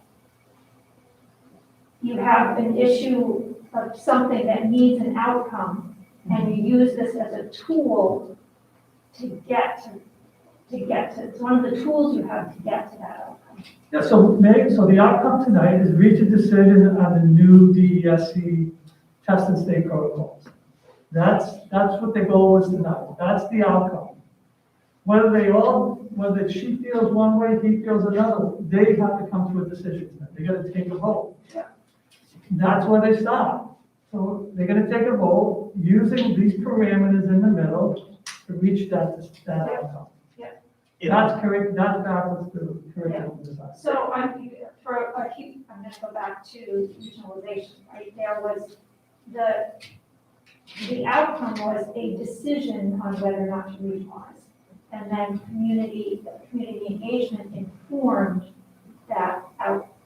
So, Right, so in that, So- that's a much bigger kind of decision, so in that, they're gonna probably, so maybe instead of 4 of those, there's 10 of them, and they can use 1, 2, or all of them, depending on what decision they have to make, what outcome they have to come to. In this case, maybe they only needed to get information from all the stakeholders in order to make that decision. Maybe they don't have to have a focus group, maybe they don't have to do any other stuff, maybe just that one thing's enough, but you've defined what it is.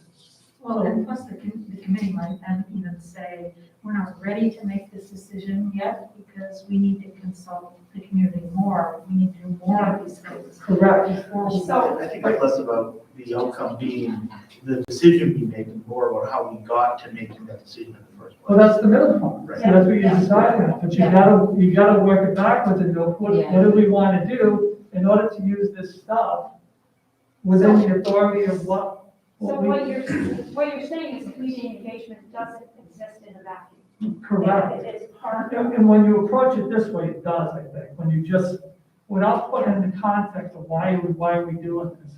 The purpose isn't stated. Yeah, correct, yeah, well, not explicitly, at least. Yeah. It's not stated within the context of what their job is. So I would say that bullet focused on student achievement shouldn't be a bullet. It should be part of the statement. Yes. Yeah, Yeah. right, if we're gonna look at it, what's that, you mean that first one there? Yeah, right here. Yeah, that's This isn't a common. bullet. Just put it right on the other chart, Dorothy, Yeah, so we can start to see it. so if you were gonna look at your overarching goals, like Mike was talking about for a year, regarding, community engagement, that would be one of the big outcomes you would think of. There's an outcome, we could use all of the community engagement beliefs, right? Because that's what you're developing, that belief.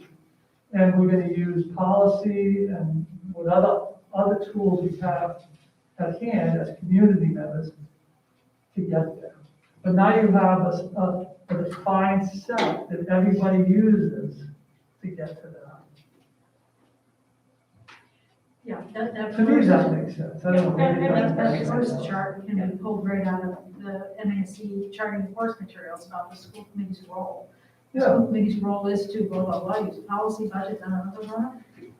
They use community engagement as a key strategy to advance their key authorities toward achieving student. so you're always gonna have two, That goes in budget, right? That goes in budget. you're always gonna have two constants, that your authority is, that's a constant. Yeah. And then this is a constant, that's the way you define it, right? So you come up with all of these strategies. And then the variable is the problem, the outcome. And so all the time you can say, okay, we want to have this outcome. And then all you have to do is work backwards. Well, not all you have to do, it seems like. Now you have two defined, now you have a direction. You say, okay, well, if it's community engagement, we use these, we all use these things, one or all of them. And then we have to think about those in terms of all of the things we can and can't do. I'm not sure that those things are the things we're going to use. I think we're going to probably come up with some of the things we'll use, be it a forum or stakeholder dialogues. I look at the bullets there, and the kind of both most jumps up to me at this point as the goal. And the goal is to inform our decision making, and to do so by engaging the community. That's Say how. that again? My goal is for community engagement Yeah. to inform our decision making. Yeah. And I don't think Jeff's saying anything different than that. Yeah, and I'm saying is I think about what I would pull out as like the specific to the goal. Working back, the goal to me would be to have our decision making be informed by the community we represent. Well, yeah, of course, that's why you did it. I mean, that's why you're doing that. Yeah, no, I'm not saying anything different. Yeah. I'm just saying like Dorothy would just say, that can't exist in a vacuum. You have to understand what your outcomes are and then work backwards to what your authority is as a school committee member. Yeah. So you could almost start that the statement with, within our authority as a school committee. And then dive into it. Yeah.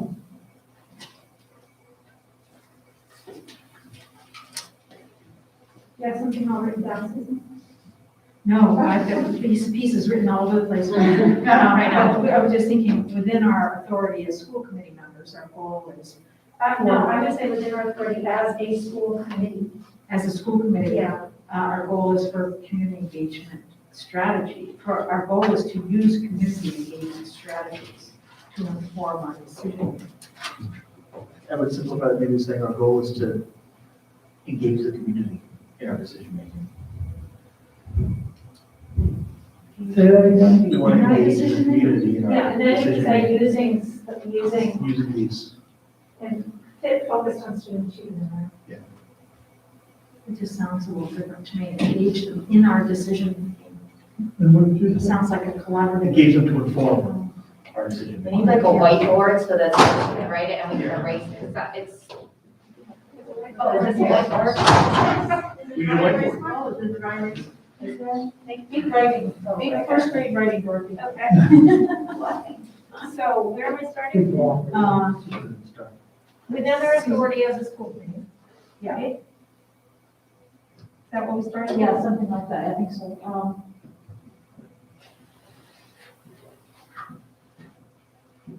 What I was thinking is, within our authority as a school committee, we will engage the community in an effort to inform our decision making. I would, right.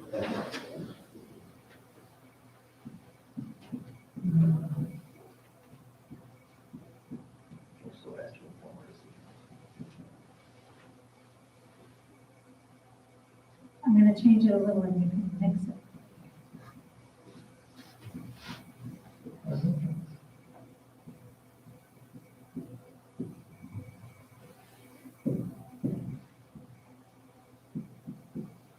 That's actually a good overarching statement. Yeah, that is a good overarching. I think- Engage our community in decision making, focused on Engage students. decision making. Wait, we're both trying to start. Well, I like the community informing our decision making, as Yeah, opposed right. to being That's in right. decision making. That's right. Yeah. Let's see, that's been so influential. Or to inform our decision making. I found it. Yeah. Okay. They can't come in here and go. Yeah, that's been around for a long time. Wipes, tissues. Tissue. Oh, look at that. There. Well, kids everywhere. She's a mom, there's gonna be tissues or wipes. I have wipes, I have potty in my car. Not a Facebook. Swear to God, Not a Facebook. definitely not. I usually have I snacks. was not gonna look that one. Facebook person, person of Facebook. That sounds like a movie. Okay, so this is what we have so far. Within our authority as a school committee, we will engage our community to inform decision-making that is focused on student achievement. I like it. Does the school committee have any authority spelled out for engaging the community? Did I miss that one out? Right? Yes, you have, there's budget, policy, hire and evaluate. No, I'm familiar with our authority in those, but within our authority to engage the community, do we have authority spelled out to engage the community? Within our authority as a school committee, Uh-huh, we will engage the community. yeah. To inform, we could say, to inform our. No, I guess my question is, Which might be first part. what school committee, what authority does the school committee have to engage the community? Is that spelled out somewhere? I think it's a representative body Okay. that the community represent. We should. to make it look- I think- Because I know we have authority on budget and policy, et cetera, Right. but I wasn't, is that spelled out? in there? I think the community gave you the authority to represent them Yeah. because they voted you. Yeah, because they don't want to deal with this, so they don't want to enforce it. I think that's the liaison. And so, I mean, they give you the authority to make these decisions because they voted to you. You have, in a sense, a responsibility back to them to, Well, I like that word, responsibility. You should throw that in there. see a good place to put it, Chris. I don't, wanna leave it tight? I would replace authority with responsibility. No, Well, you can take out will and you can say we have the responsibility to engage the community. Okay. You know what, you can put authority and responsibility, because you can make an argument that with authority comes responsibility. Oh, now you're oh, starting to yeah, sound like a responsibility. Marvel. I like that. I'm gonna start I think thinking that's about okay. that instead of chart paper. You cannot have authority without responsibility. Well, yeah, that's true. I don't want to tell it.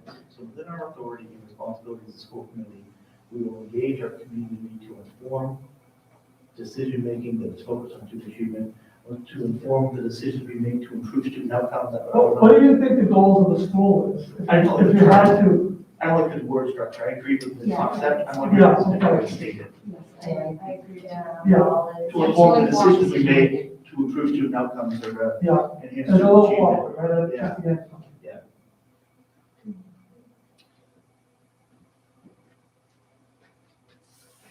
Maybe to improve the decisions that impact student learning. To inform the decisions we make that impact student achievement.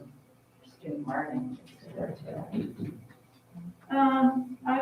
Well, yeah. I wonder if we went earlier. Within our authority and responsibility as a school committee to focus on student achievement. Or is there a better way than focus? Improve student Elevate, achievement? yeah. Is that the right word to use?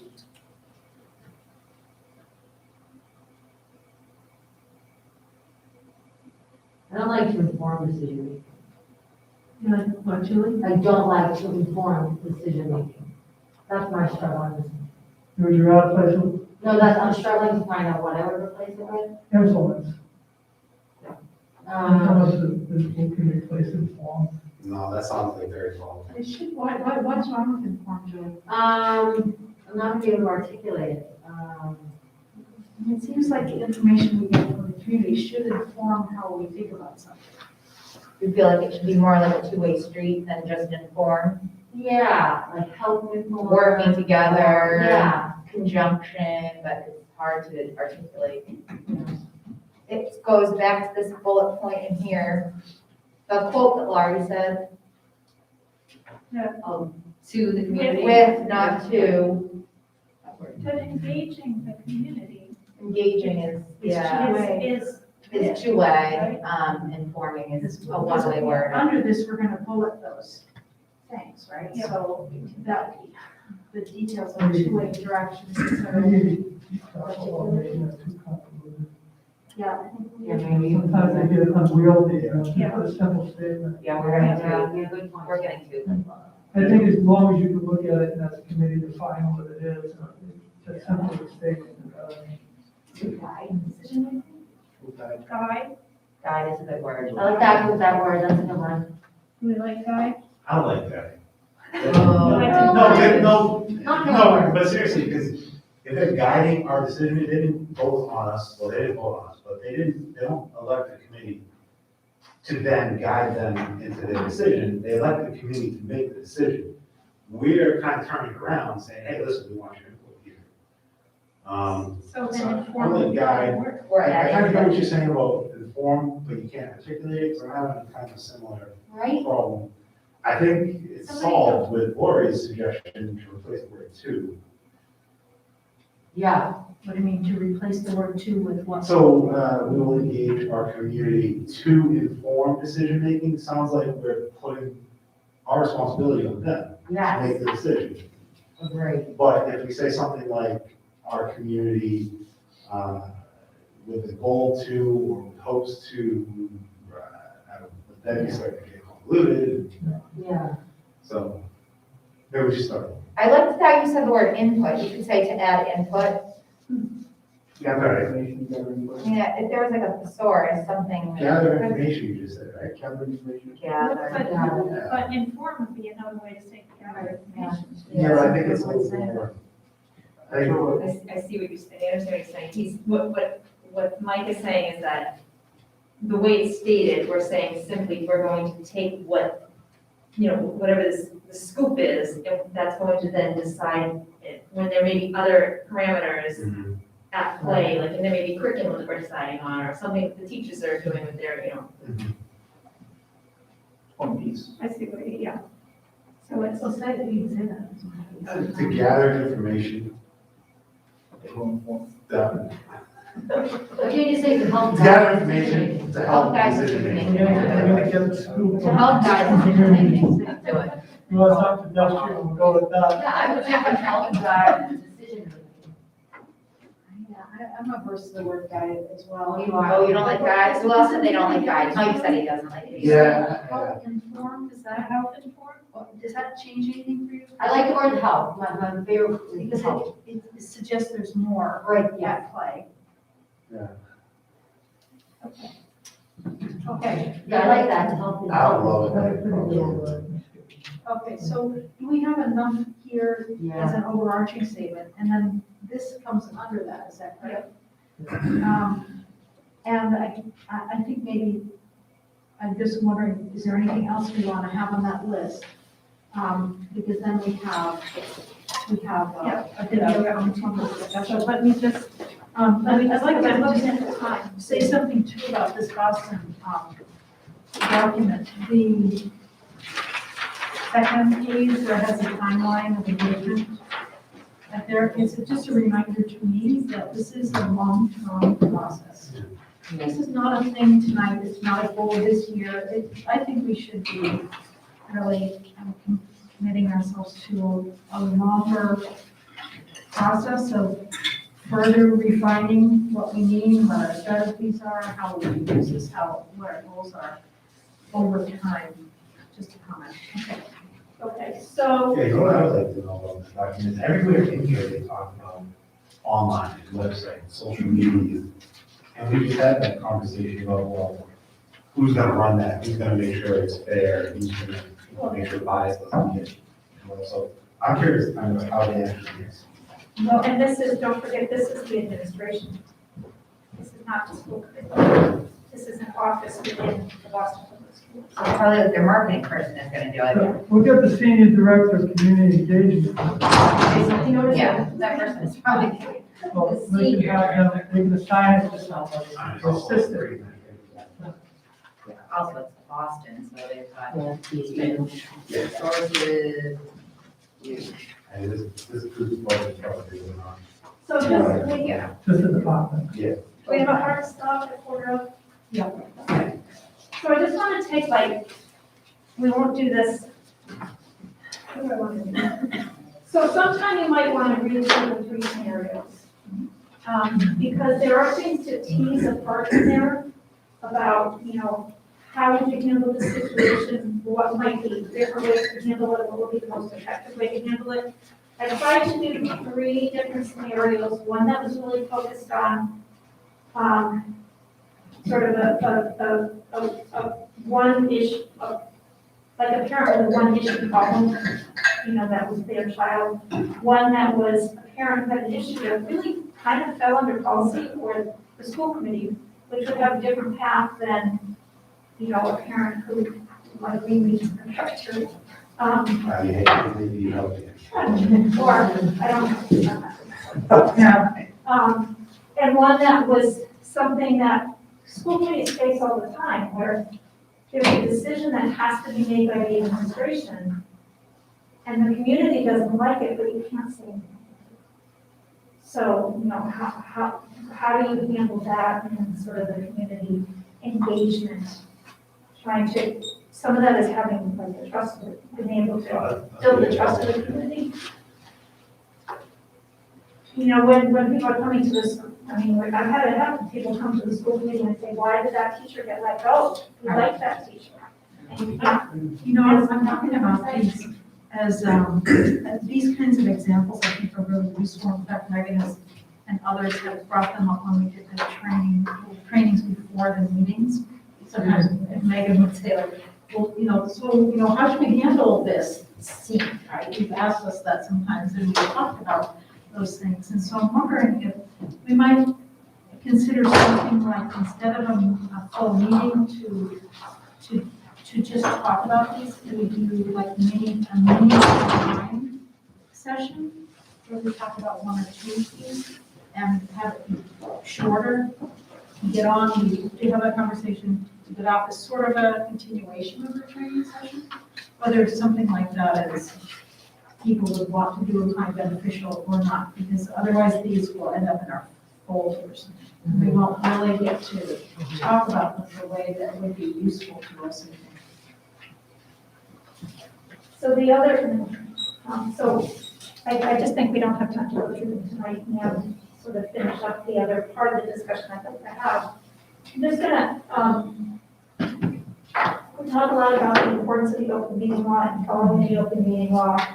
So I just want to give some thought, and social media kind of rolls into this a little bit. There's a quote in there, which is directly from the open meeting law guide that AG's open meeting law guide.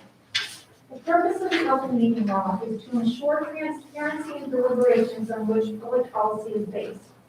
Because the democratic process depends on the public having knowledge about the considerations underlying governmental action, the open meeting law requires, with some exceptions, that meetings of public bodies be open to the public.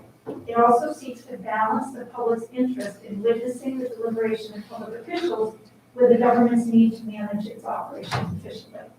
So if you think about the open meeting law, can you think of some ways where you feel like the open meeting law helps that public engagement, or ways where you feel it might hinder public engagement?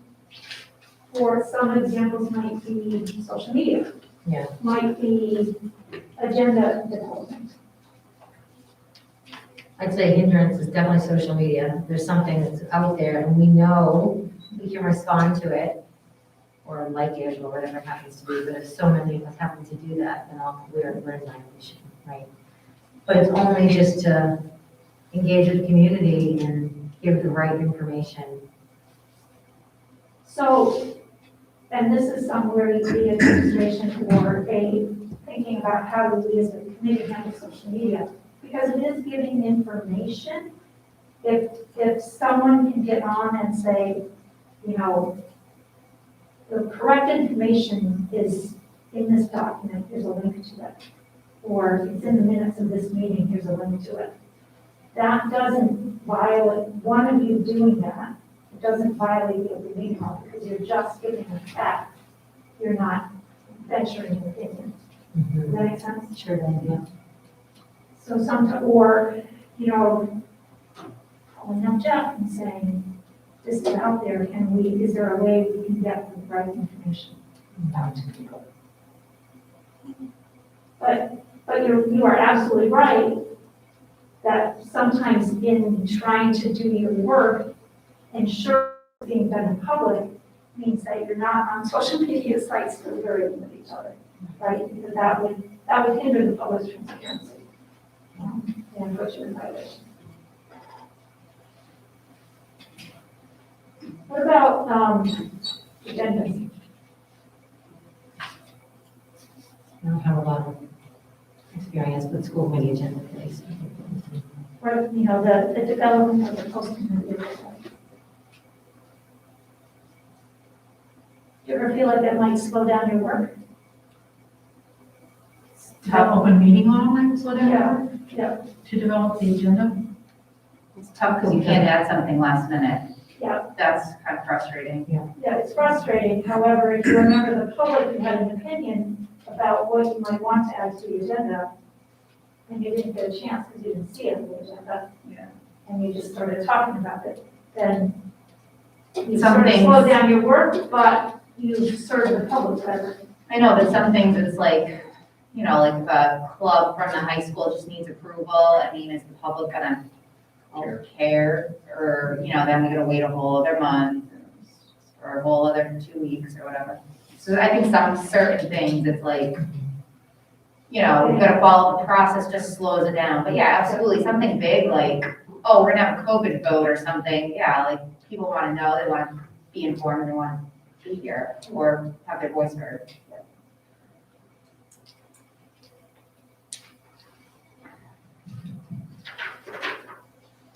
We have just a couple minutes for you to look through the social media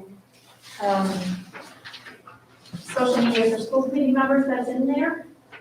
And see if you have any questions, anything that resonates with you particularly, or anything you have questions about in that.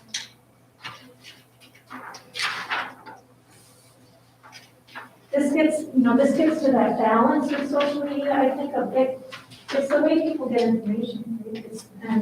So it is a tool that's out there, and if you're careful about how you use the tool so that you're informing the public, it's a really good tool for you to use. It's when it becomes back and forth in deliberation, or even sometimes back and forth in deliberation with the public, which would be better served having it in a more open public forum. Could we post the agendas on social media? Yeah. Do we? Will they get posted by, I think, We don't have that.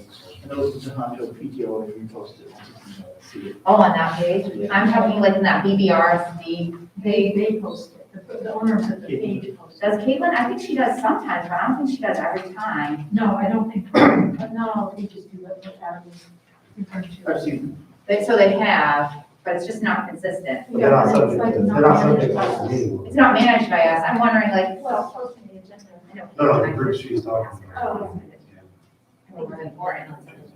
Yeah, they're not governed by. Right. We don't have the committee.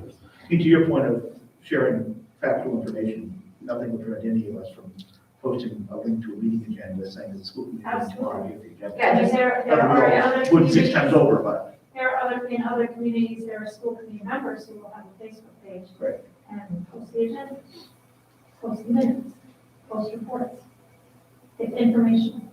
So it's, That's a good idea. Yeah, sometimes I think people don't know where to go to find things. Like, they know people knew there was a COVID dashboard and somebody's like, where is that thing again? And it's like, it's on the district website. Well, what's that? It's like, okay, yeah, that's right. You probably never just like go to the district website. Because Jeff sends an email every week, so people read that. They don't have to go to the website to get it. well, if it's on the web, I mean, I look at some school district websites, and they really only have the goals that go up to 2016 on their website. What happened for the past 5 years? Ours website is pretty Yeah, good. their websites. Yeah. Christie does. I can find, usually if I'm looking for something, I can find it on the website. Any last, I think we took a little bit longer to get to that definition, but I think it was a good discussion and good work. And I think Jeff, you're sort of putting it in the, where does this fit in all the work was a really important part of the discussion, but it's not, it doesn't exist in a vacuum, that it exists within the work that you do, I think is a really helpful contribution in the discussion. And so the next step here, you'll type something up here, is that right, from these notes? I can do that. Oh, I was assuming. No, I I'm sorry. will. No, just remind me to take a picture of that. And then, we'll at least have that as a touchstone. Yep. When we think about this going forward. I'm not expecting that we'll be changing our goals a lot this year, but this should be, we should start to reference these, commitments and actions, as we're making decisions. We should start to become part of our framework, I guess. And then, my assumption is that maybe next year, we get into it another layer. Is there anything else people want to see happen from this work tonight, in the short term?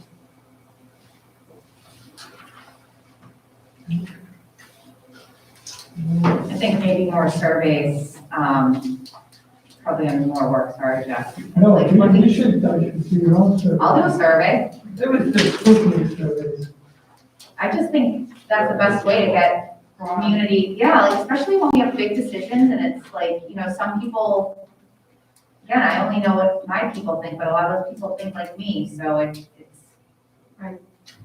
It would be helpful, you know, Well, especially in Well, tonight's that's decision. We get a lot of information from them. An open forum is a great idea, that's the other thing, I was thinking like one time a year, we could do like a forum where like, there's no official business, it's just all parents open comment.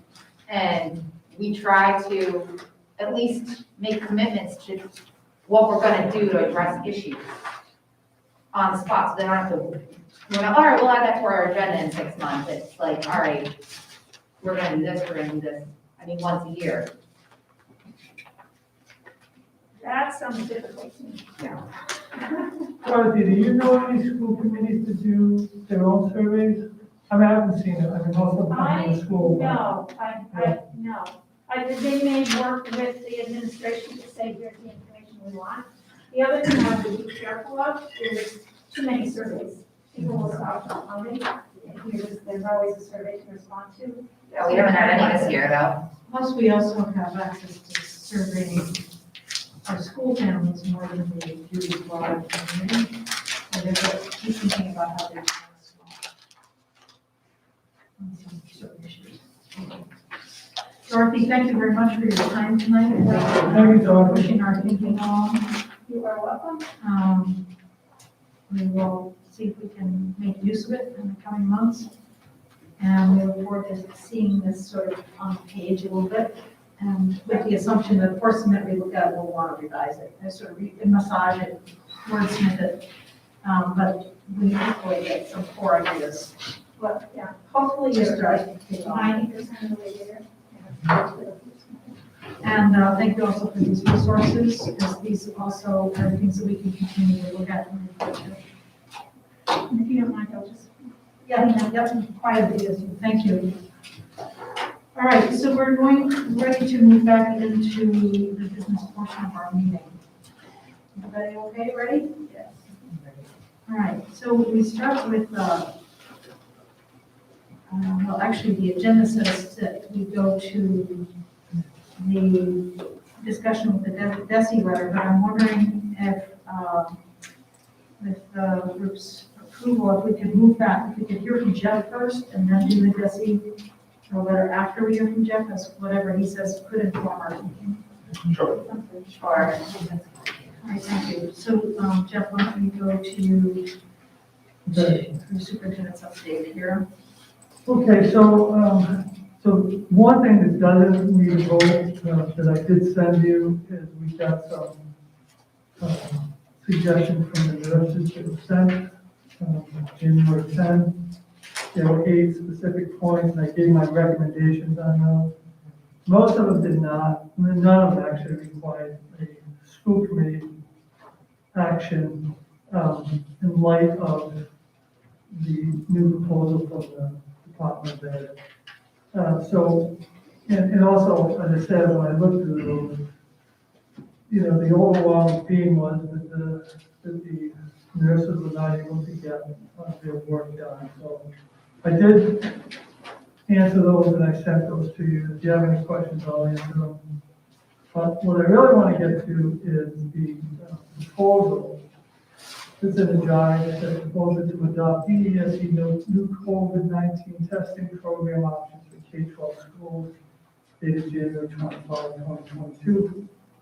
So the background here is this. Because test and stay has identified very few positive cases, both statewide and district data also parallel to that, the state data. And because test and stay, and associated contact tracing across the state and in our districts has overwhelmed the nurses in keeping them from doing many of the other duties they have, administering meds, and just treating other students who come down during the day. The department recommended a different testing protocol than we use today. And so what I talk about next has been endorsed by the nurses, and in fact, they wrote the procedure. So the new protocol that's recommended by the Department of Ed and by our nurses replaces test and stay and contact tracing and replaces it with symptomatic testing and at-home testing. We currently, if you remember, some of you weren't there, but and when we did the original reentry 2021 plan, there were 3 options that the state had for testing that we could opt into. Test and stay, symptomatic testing, and pool testing. We could opt into any one of those or all of them. We opted for test and stay and symptomatic testing. Now, fast forward to today, or now, in order to be eligible for the new Test at Home program, you had to have either signed up for symptomatic testing or pool testing originally. And if you did, you can now go back and sign up for one of those, but you have to be part of that. So the idea is that you have to have a layered approach. You can't just do the stay-at-home testing. You have to do pool testing, symptomatic testing, and stay-at-home testing. So the protocol that's recommended, that you're going to vote on, is symptomatic testing along with the at-home testing. So if you look at that document just briefly, the first part of the entire program is symptomatic testing. Now, we already do symptomatic testing, but in our district currently, you voted for symptomatic testing, but right now, symptomatic testing triggers test and stay protocol. So the only reason you're voting on this again is because this symptomatic testing does not trigger test and stay, and it also does not trigger contact tracing. So that's why it requires a re-vote. It's an amendment to what was voted on earlier on. So we are doing testing, the one that's recommended by the nurses, what they wrote here, and the one recommended by the Department of Ed, which is, we had some flexibility, and this is what the nurses came up with. So in this program, so a student comes down, they have any one of these symptoms. They could be vaccinated or unvaccinated. We're not going to, again, that was an equity issue, and I think someone brought that up, and I think Mike alluded to it. A parent certainly brought it up. It's really not going to matter. So you see that protocol, if the rapid test results are positive, the nurse will contact the parent's the child's parents, and then and then do some education with them, just go through some protocols.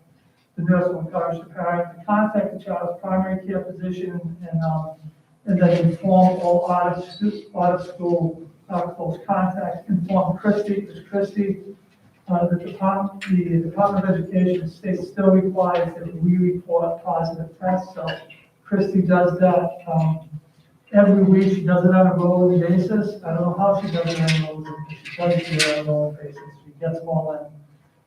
Deadline on that, I think it's Wednesday or Thursday. Inform the principal of the school, and then enter the results of CIC, which we currently do now, and that generates an automatic email. That's all part of an accountability that has to stay in place. And then the nurse will be following protocol A, which is a student to test positive for COVID. If the test is negative, then the nurse would just treat the child just like they would treat any other child who comes down with a headache, stomach ache, whatever. The second part of the program, so that's a symptomatic part, and it's just very straightforward. Again, it eliminates any contact tracing or test and stay. Again, what happens if a student comes and the parent has not given consent to be tested? Then they don't test them. And so what happens to them? If they come down there, I assume they're there because they have Then some symptom on this list. they just treat them as if they would be normally treated. So if they come down and have a fever, the nurses, as always, will just use their judgment. If they think they're sick enough, they call the parent and say, we suggest you go treat the child. Just like any other kid who comes down with any other illness. So many times they'll get sent back to the classroom. Depending on how sick they are, yeah. Or they'll stay down in the nurse's office. But that's what always happens. There's really no difference. And remember, out of the test and stay, out of the contact tracing tests we've done 16, 1700, we've only had 14 or 15 roughly that have been positive from the test and stay. I know Karen reported on a higher number. I think you. Megan was asking. Yeah, Janelle clarified it. It was actually only 14, and I think that's an important thing to note. Only 14 cases were actual positives from testing today. Right, we've had more positives than that, those are symptomatic positives. So you got to think that a lot. The actual- And if you look statewide, it's been the same thing. And so roughly, the transmission in the school has been, 1/5, 20% of what the community in the state has been. And that's worth noting. That's a lot of work put into the test and stay program. And we don't get a lot, we haven't gotten a lot out of it. So the second part of that program is the at-home testing. And this is really the only part you have to vote on tonight. And it's just simply, every other week, parents will have to opt into this. You don't need a consent, you need an opt-in for this, because we're not actually doing anything. Every other week, parents who decide to opt in will get a kit, a test kit. The kit will have 2 tests in it. And there is one change here. We've been working on this and had a leadership this morning. Many of the principals that applicants have been talking to are recommending a Wednesday test and not a Monday test. And the reason it's a Wednesday test is if they are positive, they're only out of school Wednesday, Thursday, Friday, Saturday, and Sunday. So it's less time they're out of school. The state is so the program's open to all staff and all students. So we've already ordered the staff kits, which came today. And so we're hoping to start that program on Friday. Same thing, every other week, they'll be off, the staff and students will be off by 1 week, so it'll still be the same protocol. We have 1 kit with 2 tests. Everybody's gonna be asked to test on Wednesday of each week, and then they get a new kit. Now, we put tentative in here because it relies on the test being sent to us. So. This is a good question, so when they test, are they then responsible, like, does Christie have to then log all of those things, or is it just like you'll let us know if you're positive? Christie doesn't do anything except log in positive testing. Perfect. So you take the test, you're negative, then that's it. If you're positive, you go through that protocol that's in here, and they respond. The student test won't be sent out till I think later this month, so we're hoping to get that program distributing to the students on the 4th. But again, we're still working out those statistical pieces. I do have one thing that is not in the guide. We've just worked on it today. I know you're going to ask questions about it, so you always want to know the logistical pieces. So I just sort of what we're working on.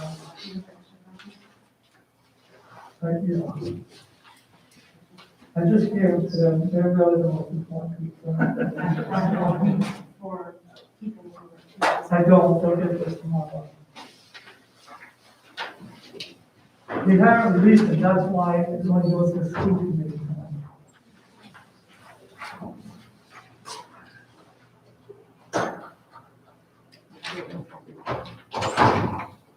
So we've been working on this, and this is just basically, it's probably public information by now. This is a template that the Department of Ed sent us. It's an interactive template. We just put our letterhead in there, so this is nothing we made some edits to it. It's just to introduce the program. I'll tell you, Janelle, this is the first project that she's really knocked it out of the park. So Janelle, today we added we thought parents would want to see at least a tentative schedule, so it's a calendar here. So the letter really looks like this page plus this page here. So we talked about, and again, this was sent to us from the Department of Ed. These are all interactive links. And so a parent will go on, they will be able to opt into the program this way, into the at-home testing program. And there's also a link, I believe it is. Not quite sure. Oh, yeah, right under the calendar, you can see COVID-19 testing programs in our school. So, and a lot of these links are repeats, so if you miss it on one page, you get it on another. And so you see there, you get the at-home testing piece, so you can, and it's a Google form, they'll just go in, and as soon as you log in, it'll all be collected. This will be sent electronically tomorrow, and then, number 3 is symptomatic testing. If you already opted into symptomatic testing, which you probably did, you don't have to do anything. If you did not, and you want to test, and you want your child to be tested, you want to give us permission to test them if they are sick, or if they have symptoms, then you'll have to go in and you'll have to sign up for symptomatic testing. Yeah, what if a parent wants to remove the permission that might have been given previously to allow symptomatic testing? You could just call the school and tell them to take them off the list. So, How do we know? How would a parent know? Because, to know if you signed your kid up. yes. I don't think I did. How would we know? Is there a way to check? I guess you could call the school. Go, it's just a Google Doc. You'd have to call the school, I mean, The nurses I mean, The nurses know. remember the responsibility part? I think, you have to know if you sign a kid up or not. If you did it, you can call the school, you can always. Well, there call was a the paper school. document and then there was a Google document. It got very confusing at least for us. Well, you know what, we had we had to merge a lot of stuff early on. This time, they gave us a Google Doc, there, we just do, okay, we've done all of the, all of the mistakes. Here's how to set up the Google Doc. So they made it a little easier. That was the first time through, so you may have thought, okay, I don't know if I sign up or not. You will if your kid was tested, but if they did it, and you want to know, you can call the school. So can I ask just a quick question? So there's two different things around it, there's the at-home testing, and then there's the symptomatic, if you're in the school and you go down and you've opted in. Yeah, If you sign up for one, do you automatically get the other, or do you sign up for you both? have to sign up for both. Okay. Because so they're you can sign up voluntary, for one so if these you are want. voluntary programs, so Yeah. you could do sign up for the symptomatic testing, and then say, I don't want to test at home, and don't sign up for it. Or you might say, I want to test every week, but I don't want you putting something in my kid's nose. So it gives the parent, flexibility, so you can still get in the test, it's not like if you don't do this, you can't do the other. That's what I was saying, yeah, I appreciate that. Thank you. No. Great explanation. The only asymptomatic testing then we will be participating in is the at-home testing. Correct, and that'll be once a week, if you opt in. So you said those at-home tests don't get reported to the school, it's just for, If you're positive. if you're positive, you tell the school, and if it's home, goes to the protocol. You have to, If you're you negative, you never hear. know, you just come to school. So I guess my main question on the at-home testing is, it's optional, so if a kid doesn't opt in, they're not testing, what's the point? Say again? It's optional, so if a family doesn't choose to do it, then what's the point of it? There's not, they just keep going to school, and if they're symptomatic, then they'll get noticed at some point. Otherwise, it's just back to. Yeah, and that's why it's voluntary. I mean, if your kid's sick, I mean, again, Yeah, there's a responsibility. Your kid's sick, you don't want to test them, don't send them to school. I mean, that's just irresponsible. Yeah. Right, so, I just have one more question. I'm just thinking about the fact that if you test positive but you're asymptomatic, it was one thing for vaccinated, it's one thing for unvaccinated. So if you're home and you do a test and you're asymptomatic, what happens then? If you're positive? then you have to follow the protocol, like, you got to report a positive test, and then you should get the more advanced test, yeah. If it shows a positive, then it does. Yeah, because. I don't remember, these tests, I think this was covered before, but these tests are, and so the last commissioners meeting, there was sort of, sort of advised by physicians, this test is a lot less sensitive, than I believe it's called the PCR test. But one of the things that physicians said is that this is more likely to, even though it's less sensitive, it's more likely to pick up the amount of, once you have enough virus in you that you're contagious, that it would pick it up. That's the thinking at least. So, I have two questions.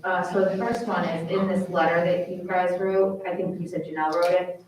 It says, if your child is a potential contact in school, they may continue to come to school, do not have to quarantine. Does not address what happens if your child is a contact outside of school. Let's say little sister has COVID, big brother doesn't have symptoms.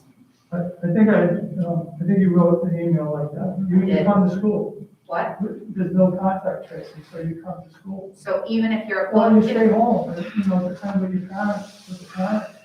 so there's no protocol, if one kid has COVID and the other doesn't, the one without COVID, the one in the household who still hasn't tested positive yet, but may test positive, can go to school. It wasn't before either. There absolutely was.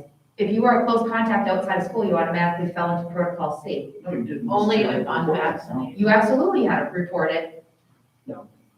Only If you were a unvaccinated. close contact outside of school, No, not if the contact happened outside of school, we weren't responsible for that. We weren't responsible for close contacts that would happen within school. That we identified, so. I believe that if you, I thought it said in your re-entry plan, I mean, I'll have to go back and look, but I thought if you were a close contact outside of school, you fell into protocol C. We're not allowed to test and stay. I'm not debating that. Okay, yeah, all right. But you were supposed to quarantine. You were not welcome in school. Now, whether a parent did not report to the nurse, but if you were a close contact, that was part of what the nurses had to do. You were supposed to contact the nurse. Yeah, I thought you were talking about in terms of the testing. No, you were Yeah. definitely not welcome to test and stay. If you were a close contact outside of school, you were definitely not welcome to test and stay, but you did have to quarantine. You just had to do the quarantine. For example, if little sister has COVID and big brother goes to Hondo, big brother couldn't go to school because little sister had COVID. That was an out of school close contact. Because he was vaccinated. He could if he was vaccinated, but he couldn't if he was unvaccinated. That was that is the Yeah, I know what current. you're talking about. So now I'm asking, what's the protocol now? There is none, there's no contact tracing. There's no contact tracing. Again, if If you're symptomatic, that's the only concern. So you can go to school even if the sibling has COVID and you don't have symptoms. So that's how it was with the vaccinated before this. Like wasn't this, if you were vaccinated before Yes. this and a sibling had Yeah, COVID? no, I was thinking something else, but yes, you're Yes, right. but if you're unvaccinated. Right, which is you were like supposed- this, which, I mean, Hondo is this much of the population, so like, I know people are like, oh my God, I knew what's gonna happen, but if you think about it, it's really been happening here. We have close to 80%, if you take out the preschoolers, of vaccinated people, and they've all been coming and going, and we haven't seen our numbers soar, or, you know what I mean, it's been what it's been, with Omicron it soared, but it's just been that way for a while, so I don't see a huge change, because that's been the protocol, unless you were unvaccinated, in which case, you're out forever. Which but the two elementary schools, I think the vaccine rate is still pretty low, right? Yeah. So I think in the elementary schools that was happening frequently. Which in high school, quite honestly, you're not really sharing germs with a sibling versus like when you're, 5 and 7, whatever one kid gets, the other's gonna get it. There was no policing of that. There was no policing, there was honor system, absolutely, Anna. Yeah. But it was the nurses were enforcing that. They were saying, and same thing, if one sibling in the school had it, let's say there's 2 kids at BES, that other sibling wasn't coming to school. That sibling wasn't even in test and stay, that sibling was home. So what's gonna happen now, there's two kids at BES, one has symptoms and has COVID, the other one has no symptoms. Are they welcome to come to school without being tested or anything? They can just go to school? Yeah, I mean, you're a parent, what would you do? Keep my kid home. You're asking me, I would keep my kid home, I don't spread COVID. Or give it to the teacher. I mean, if you're, again, these are voluntary programs. We've had very, very low transmission rate in the school. There's a point, you know, I mean, we're trying to get, I think, you know, the Department of Ed, has said that the rate of transmission inside school and the actual positive cases inside school versus in the community, there's an enormous difference between those two things. So we're just saying, the protocol is just saying that we do away with the contact tracing. If you have a child that's positive and is sick, and you have another child that's in the house, we don't have contact tracing. You know, as a parent, you need to use your best judgment too. You just said, I want 7 school. But if there's no policy, so what you said first, I wanted to comment on that. You're right, we've had little transmission in school because of the protocols that the school has had in place. The school, I think because, you don't think because of the protocols in school, we've had low transmission? No, not necessarily. I don't see what they equate. I mean, We don't know. we don't know. We don't know. Either way. We have no idea. We don't have data. I mean, if we took away masks and all the protocols and went back to normal and then we tracked We're not COVID, talking then about masks. I know, I'm just saying, we don't know. I think because of some of the protocols in school, that's why we have low school transmission. Well, what data do you have? I don't have any data, I'm just saying. Can I ask you, what do you mean by protocol? What protocol? I mean, like, all right, if one kid is sick, the other kid stays home. Because the nurses have said in their letter, the nurses said they think most cases are the transmission goes through the household. If one kid gets it, it seems like the whole household gets it. But what if they're asymptomatic and one kid has it, they're asymptomatic, and there's 3 kids in the house? They're gonna get sent to school anyway. I mean, they would have they would have before. They wouldn't have before, though. Some people would have. They just wouldn't have told. Correct. But if They it was wouldn't the know. same kid at the school, the nurses would have known and they would Different have. situation. Yeah. But even I don't think we had. No, what I'm saying is, if one kid has it and they're asymptomatic and they don't get tested, and there are 2 siblings, well, we have kids, a lot of them who are asymptomatic. I've talked to kids in this school who've had it and they don't know. So I just had, all 4 of my kids had nothing. So if they have Just brothers and sniffles and sisters, they came to school. One kid had it, symptomatic, and the siblings came to school. So, Oh, they did come to school because they're vaccinated. well, my point is, if I had it, if we're all siblings here, and I have it, and we all live in the same house, but I'm asymptomatic, you're all gonna go to school, because I have it, I don't know I have it, you might have it too. We don't know that. But then you spread it. What? But then it's spread, if you go to school, siblings. It's everywhere. I mean, we I have think that. the thing we need Even to, under the protocol before, I'm saying that then it would have spread. The thing we need to keep in mind, I think we just spent 2.5 hours talking about student achievement. The point of getting rid of testing today is because all the time being spent on it. Nurses can't help other kids with other things they need help. Kids are missing instructional time, right? So what do we do in this year? We gotta think of, is this improving the learning environment? We just spent 2.5 hours talking about that. That's the outcome we want, is to improve the entire environment, right? So when we discuss this, when we eventually vote on it, we gotta keep in mind, what are we trying to do? We're trying to get back to some semblance of normalcy to try to fix all the harm that's been done already. So if a kid's asymptomatic and he's got the flu, he's going to school, his siblings are going to school. If kid's asymptomatic with COVID, he's going to school and his siblings are going to school. If they start to show signs in class, they go down to the nurse and get tested. If they don't choose to opt in to get tested, the nurse makes a decision, which she's highly qualified to do, as to whether or not they go back to class. The parents call to pick them up. We're simply voting on whether or not we believe the nurse's protocol that they've written here is accepted. Now, that would happen before too, if the kid's asymptomatic, and many of these kids have been asymptomatic. What would happen before if they were asymptomatic? You mean they wouldn't, They would have still, even under the other protocol, if they're asymptomatic, they would have come to school, and they could have possibly spread it, right? I didn't think that was the case, but I don't know. No, he's talking about If asymptomatic. they're asymptomatic, they wouldn't Yeah, know, they unless wouldn't you're even testing know. every day. Yeah, oh, yeah, if they were like, Julie, like, if your kids were at school, you didn't know, I don't know how you found out. Because it was a sports. And yet we still had Oh, virtually maybe 1.5%, I think, is that the 1.4%? Is that the number I saw in there? Like, virtually no spread. Here's the other thing you have to consider. If you're in the test and stay protocol, if you're a student in the test and stay protocol, you lose roughly over the course of 5 days, a week, you lose roughly 5 hours of instruction. I agree with that. That is not accurate. That's a lot of time that you lose. I agree, If yeah. you test and stay, to have a program in place that's been so inefficient.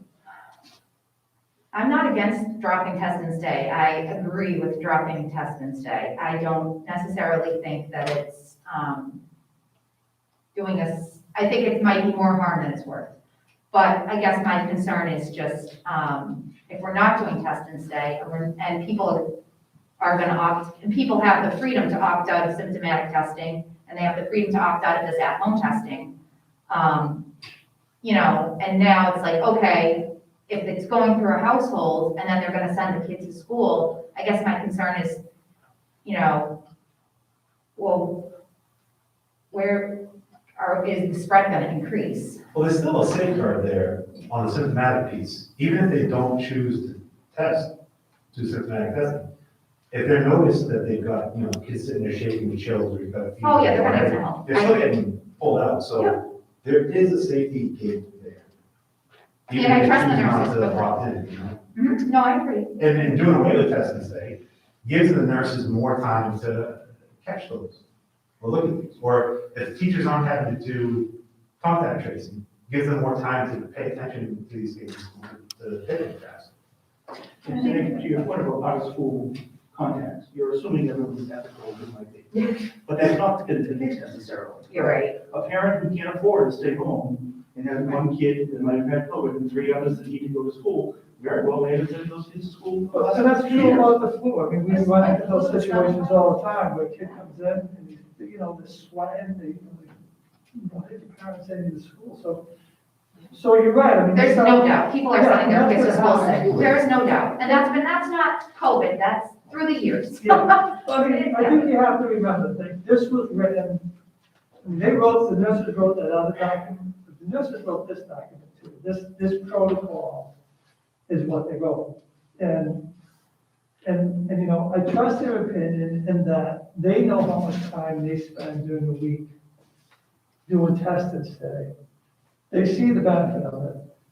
But they also know that because they take so much time doing this, what they can't, all of the other things they cannot do.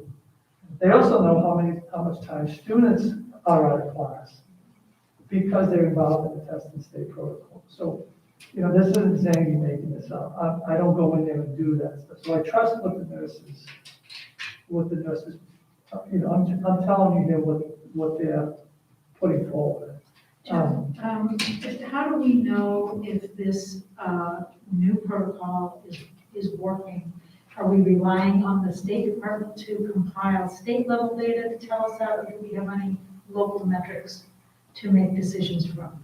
I mean, I don't even know if we completely defined it, except to say if the cases all of a sudden go through the roof. I mean, that's certainly an indicator. And so through the roof is very ill-defined, right? So how do you think about And I that? think we'll have to monitor it. I mean, we're gonna have to have state data. We'll see if I think the data has to be collected. So you're saying to use state data to compare how we're doing compared to the state? Well, yeah, I mean, that's what we did now. I mean, that's how this happened. We took state data and then we looked at our data and we said, okay, we're not getting many cases. When you look at the percentage of tests we do versus how many positive tests we actually get out of it, to the actionable. And then we looked at the state data and said, well, what roughly where the state is with this. What if we're further, we have more COVID cases springing up than the state is showing? Well, I guess we're gonna have to just monitor it and see if it's something that's, within reason, or if it's so high that we can't run the classes anymore. So, I mean, it's a new protocol. So we would need regular report outs, I think, at upcoming school committee meetings to Well, it monitor doesn't this. eliminate the Well, not the dashboard, the dashboard still dashboard. collects positive cases. We'll still have the dashboard every week. Right. So we'll be able to see if the cases go up after this. Yeah, but I think we also want some anecdotal information from the nurses as they are. Yeah, I think that's managing this. reasonable, yeah. I'd love to hear from them, yeah.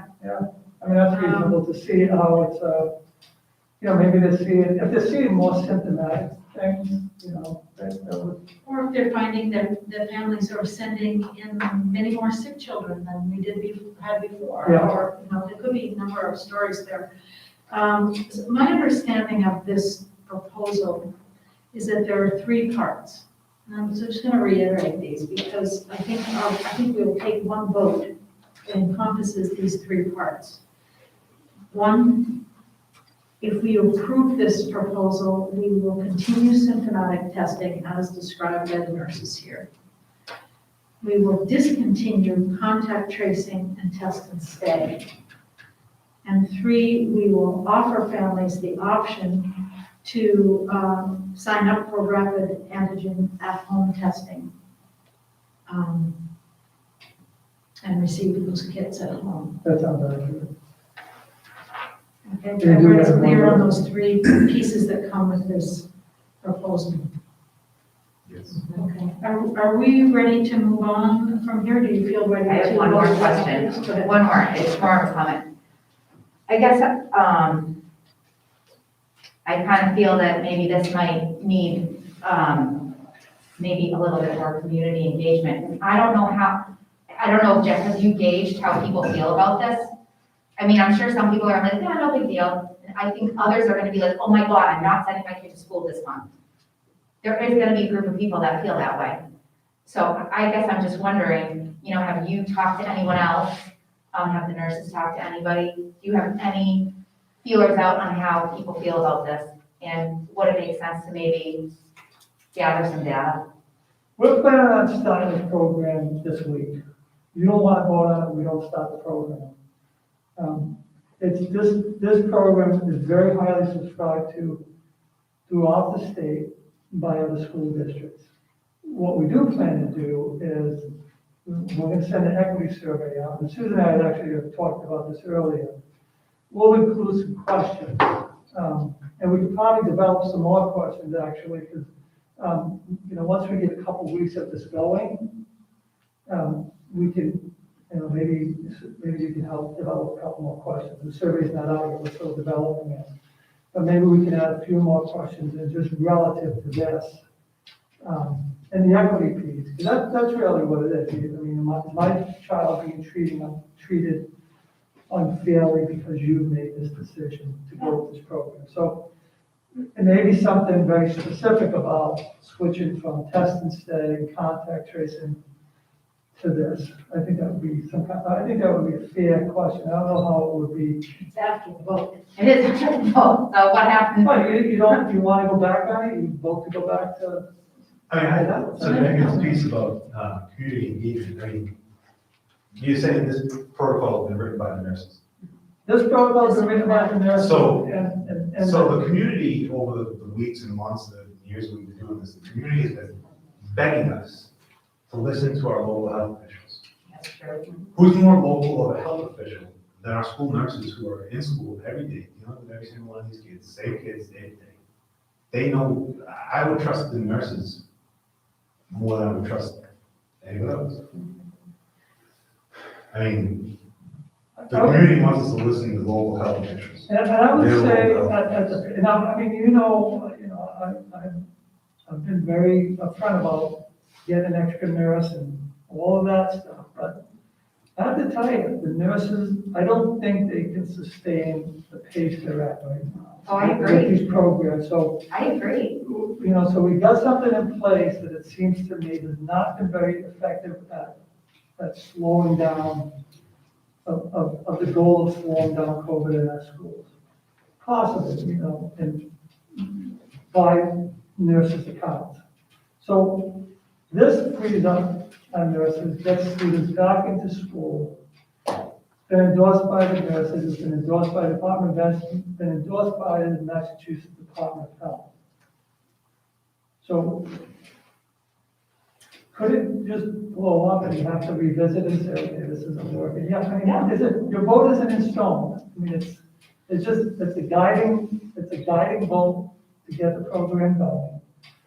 It's not like whether you're the only district doing it. I mean, And the committee. we made a decision to opt into this already before the vote, I can tell you that. You have the authority. We did that so we could get in line, because the Department of Ed said, if you don't, then you're down here. And we're a smaller district, so I'm always conscious of, if we don't get in right away, they're not gonna prioritize a 1,000-kid district over a 4,000-kid district. So I always think, okay, we gotta jump on this, and then if somebody tells me not to do it later, okay, it's easy to pull it back, but at least we're in the queue. Right. I want to just reiterate two things here. One is the question that I'm hearing the answer to Megan's question, how do people feel about this? Do we know? The answer is not really. We know that they care about what the nurses recommend, but we don't know how they feel about this. So I would, I guess, ask also, where's the parent education piece on this? Because when I read this letter, it doesn't share the information that's in your proposal, which gives the rationale for why test and stay, contact tracing should go. That rationale was taken up, most of it was taken up in the Department of Ed memo, but Right, but it's useful, that's my point, and it's not. No, there are links, this is an interactive, I mean, you just got a hot copy. I understand there's a link, but that's not the same thing, Jeff, as putting your rationale on the front page. That lets, or on the second page. I feel like people, if I were a parent in the district right now, and I were not following this conversation maybe that Desi's put out, and I got this, I'd be like, wait, what? Yeah, no, I think Susan has. All right, this isn't what out here. Jen, You want us to put this on this? Susan has a fantastic point. I think your first line needs to be, based on the evidence we have from our current test and state program and state data, in-school spread is virtually non-existent. I mean, a message like that at the top, I think Susan is perfectly right. Well, this right here. and Yeah, then the parent education piece, Well, right? we can add this Copy to and this. paste from that first line, Right, yes. yeah. That would be a great idea. And definitely give the link to that Desi thing, because I think a lot of people, I mean, it's 4 I a.m. mean, a lot of people think Well, that it's Monday, it's right? like a death trap going to school. I mean, Data shows it's the we- exact This is a pretty big shift in life. We've been invested a lot in all these protocols about test and stay and contact tracing. We put a lot of energy into this. Parents were trying to figure out all the protocol A, B, C, D, and all of a sudden we're doing a mega shift here. And I feel like you've got to bring people along with you. You've got to show them why this is warranted and why you're making this change, or else we're all gonna be flooded with phone calls. So I want to just ask again, are we ready to move on to the other topic and then we'll take votes? Yes. Okay, so the remaining piece is about sending a letter to DESE requesting evidence of mask and vaccine efficacy. I don't know if you want to speak to this. Sure. So I circulated a letter to everyone earlier today that essentially is in line with what we discussed at our last meeting. We will be coming out of today's meeting, proposing, if this passes, to send a letter to DESE requesting evidence related to 2 items. First being evidence that masking students prevents the transmission of COVID-19 in schools. Second being that achieving an 80% vaccination rate prevents the transmission of COVID-19 in schools. This is all related to DESE's continuance of the masking requirement. At the end of this letter, it does state that on March 8th, the school committee will be reviewing its mask requirement as we voted at the last meeting. Therefore, we are requesting to provide this evidence by February 25th so that our committee can review and consider it in time for our meeting on March 8th. Questions, comments, just to see if you're clear on what this is proposing and why?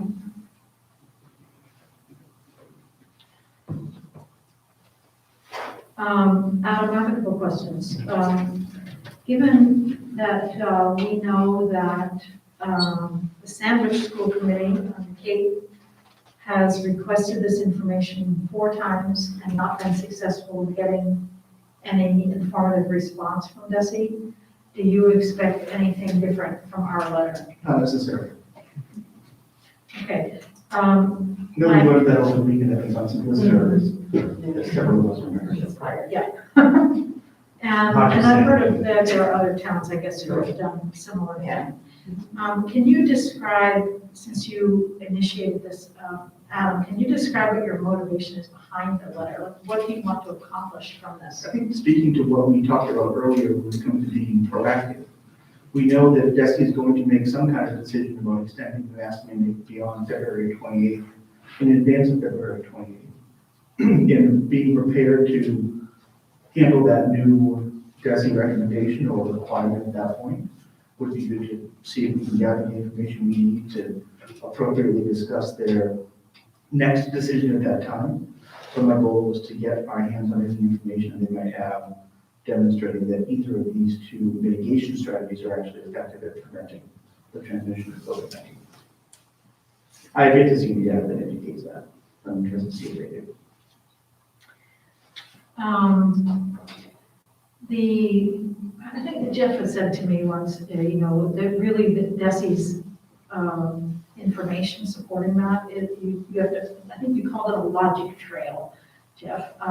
Follow their logic trail. The Department of Ed relies on the Mass Department of Health, CDC, team of medical advisors. They reference those groups often, and they have links that will take you to the CDC page. In fact, there is a DESE page that has featured links that take you out to CDC and another page, which I can't read because of my printer. And if you follow the links, you can find reports and studies out there. You have to do the work. It's not like DESE's summarizing their 2 years of information and sources for us nicely, but if you follow the links, you can find, I followed one link today, it took me to 22 studies that were cited in some of their decisions.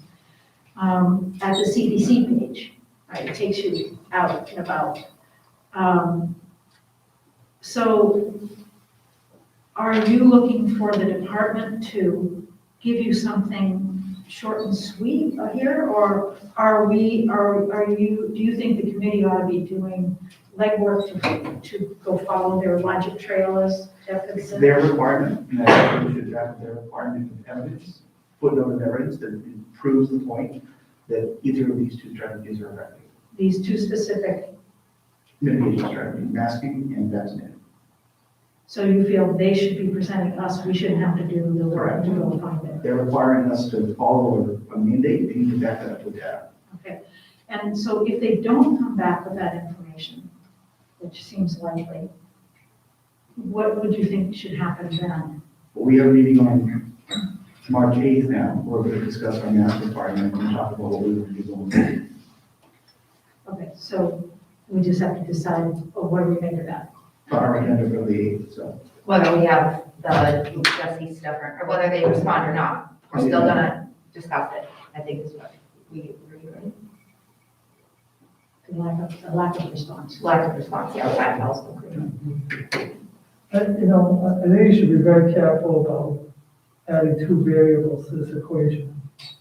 Big on the equations, If we're talking about this program, we don't know the effects of it. I mean, we know what the nurses wrote, we know all that. But when we talk about how we're going to monitor this, we don't have a definite way to do it really in terms of when we really know this is going to work or not. So, and I think it's going to need some time to do that. And I definitely think it's worth trying, I might take He's advice. talking about masks. So I know that. Okay.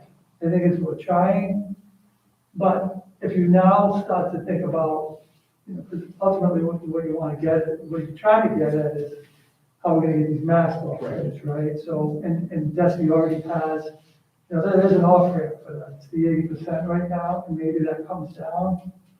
And so I don't know what your timeline is, maybe in your head you have something, but given the amount of questions on this committee, just on this program, and I agree that it's a big show, I would think anything now that introduces getting rid of the mask, I wouldn't think it's appropriate until we know where this is. I mean, if we're doing okay with this, I would say, okay, then the next step is thinking about the mask. Because, even if they do respond, masking with mechanical devices, I think you could argue that when a kid wears it down, down here, it doesn't work. But Or an adult. yeah, okay, but they can be made to work, because they're mechanical, so they can be made to filter things out, so. Correct. Yeah, so there's, I think probably the bigger question is maybe around why 80% versus herd immunity, which is 60%? Why were the 80%? It seems a lot more arbitrary than what the mask would work. This mask works like maybe better than that mask. So I think we'll end up in a place where we add too many variables to this equation. We don't know how this program is going to work. I think it's worth trying. I think the benefits may outweigh the risks, but I don't know that. And given the amount of questions that you guys had, all legitimate questions, try to concentrate on getting this underway. If it goes okay, then, that's the next step. How do we now move to the, Well, the only challenge there is that the response will be so delayed, so it's best, I would say. well, they're probably not going to respond. I mean, That's what I mean, so they it's probably hard. won't respond, and if they do respond, they're going to point you to all of these other, they're going to say, okay, we did this, Yeah. point you to the DESI website that has all of that, including some of the things we just handed out. So I would just, I would just caution that we don't want to have a lot of variables, a lot of balls in the air. I would assume too that the department is thinking that same way. They've just initiated this program and they probably want to see what's the trend now, given this new program. And that's going to inform their thinking about whether they're ready to tackle masks. So probably they're pacing the same way. I do hear a lot, rumblings from other districts and superintendents about the mask piece. So it's not like, and I don't know what the school committee, but I'm guessing it's probably reflected in what the school committees think. But I would think that the best course of action right now, given your concerns about this, and it's not like I don't have any. I don't have concerns about what was presented for the test and stay removal today at all, myself. I think as a committee, there is some questions about it, and I mean, certainly, safety, I have to think about that. I want to make sure it works. It's not something we go into and it ends up being worse, but I would say adding two variables is probably not prudent at this point. Because that's really your goal, to get the mask off, right? In 6 weeks, we have an agenda to discuss our mask requirement, 6 weeks from now. Yeah. As Plus, I the don't- Omicron will continue to come down, I have every expectation that case counts are going to continue to come down, not only within our schools, but also within our community. Yeah. So 6 weeks from now, we're going to be in a different place than we are today than we were 6 weeks ago. And so I think 6 weeks for the new protocol to go into place and see how that evolves is an appropriate time, as we've already going to do, of reviewing our mask requirement on the 8th of March. I don't That'd be think 4 you, weeks. I wouldn't think you need to hear anything from the Department of Ed in terms of that letter. I'm not saying not to send it, I'm just saying that I don't, when you look at the benefits of it, if you're gonna wait 6 weeks anyway, you're gonna wait 6 weeks, you can just have a discussion about it in 6 weeks without sending a letter to say, hey, this is where we are, cases are down. And I don't agree with that logic that you're laying out, because it looks like we're going in that direction. Which makes, again, complicated to know if this is actually working, if the cases are really going down in the state. And if they're going down and we're doing good with this program, I don't really care why it's better, right, if they're coming down. So, it's just my 2 cents. I think it's reasonable, it's a reasonable argument to make when it comes to what you just said. I think we'll kind of discuss that when it goes on forward. Decide what to do. I think the idea of not sending the letter, but still planning to review our mask policy on March 8th is a reasonable decision. Which we already voted on last meeting. Yeah, so I mean, I don't think there's harm in sending the letter unless Jeff, you're saying you think they'll take the letter and be like, oh, we're gonna delay your at-home test or something, but. No, I don't can't think do they would do that. I hope they won't do that. No, I don't think they would be malicious like that, but, Well, I don't think there's any harm in sending it, but yeah, I get what you're saying. All right. To Susan's point, I didn't weigh in yet, so I've got some ideas now. But to Susan's point about following the law training, they're gonna point you to this page and that study and this study.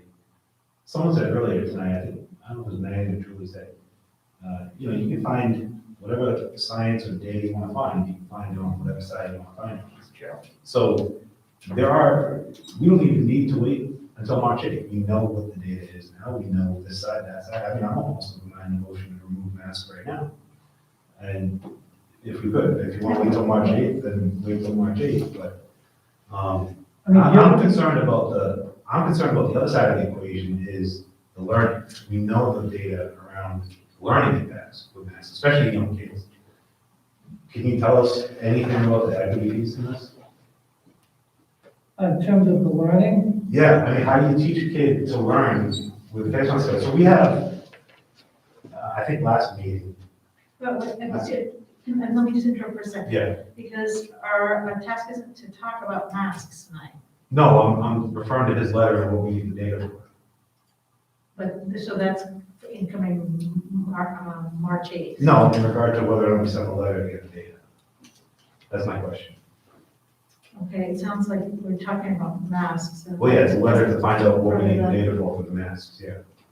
So I think what he's saying is, we want to put the letter out there to get the information rather than just jumping the shark and saying, do we want to put the mask thing on the table? We're trying to go through all of the avenues to get the information, to give the time for this program to happen. And Yeah, what I want to know is, we're asking for data on what the masks do as far as COVID goes. But what data do we have we're going to look at for what the masks do to mental health, to learning, to the 17% of our kids in our district who are economically disadvantaged and don't have the ability to get extra help.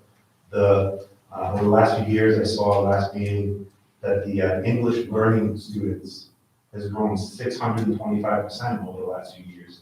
How do you learn a foreign language with a mask covering your face, covering the teacher's face? Are you asking for more bullet items on this letter? If we need to, yeah.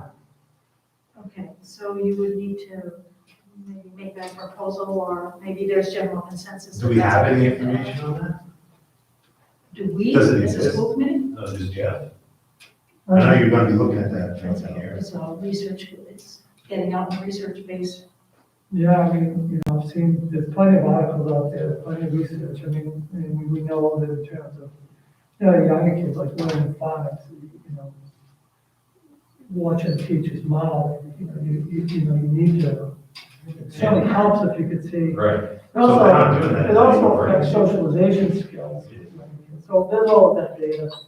Speaking of socialization, I mean, I don't know if it's the place for it, but the silent eating, did you get any information on that? Oh, wait, we're going off, hang on to that, just put it aside for a second. All right. I'm assuming, Adam, that you did not include requesting that kind of information, social, emotional kinds of information, because you were looking for the information that they use to change this mask mandate to its current form, and that doesn't include that kind of data, is that correct? Looking for the information that you use to put the requirement in place with that. Right. So this doesn't include the kind, I guess that's what I'm thinking. that's a different set of data than maybe we would be requesting from the department.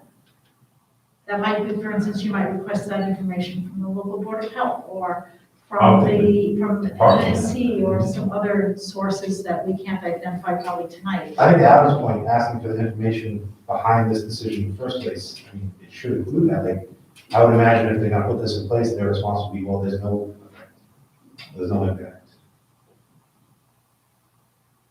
Otherwise, why would they make the decision? Or they think the benefits of masking outweigh the costs. And if they do, then that would be their answer, yeah.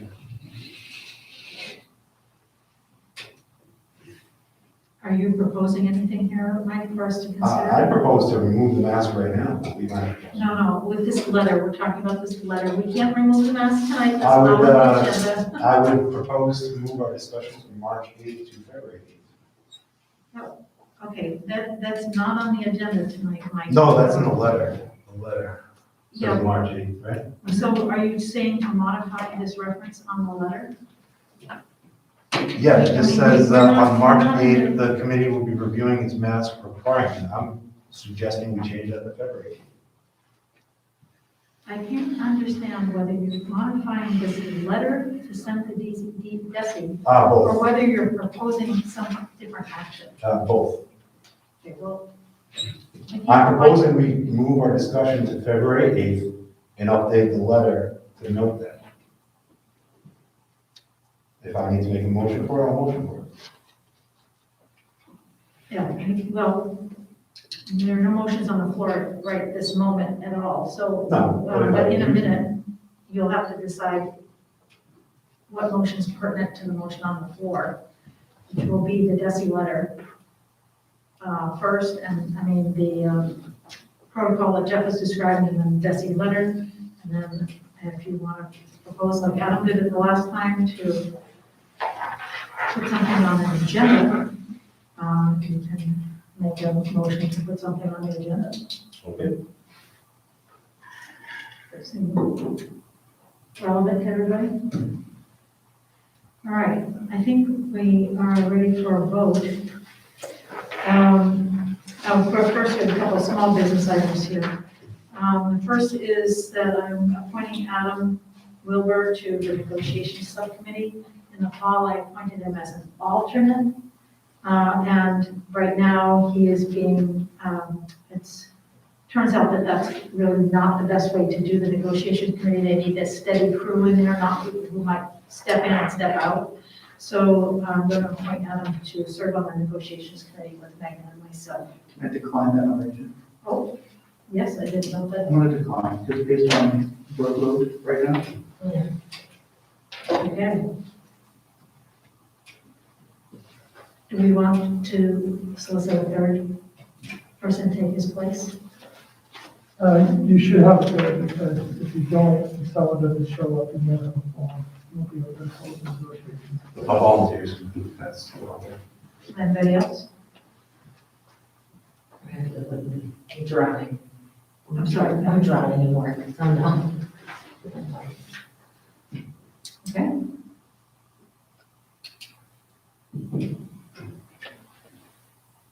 So, I mean. We have to vote tonight, we have to vote this tonight? If both No, people it's show not, up, it's not a vote, it's an appointment.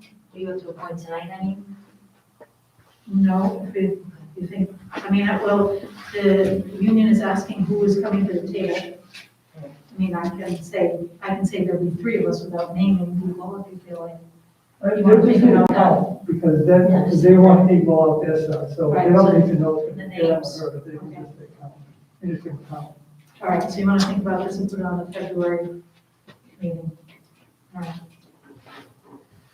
Move that to February 8th. Okay, and we have a motion to approve the creation of the Green Team Club at Tohoto? Moved by Mike.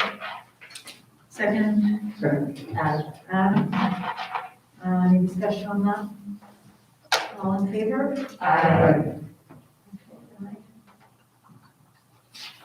Okay, now, we have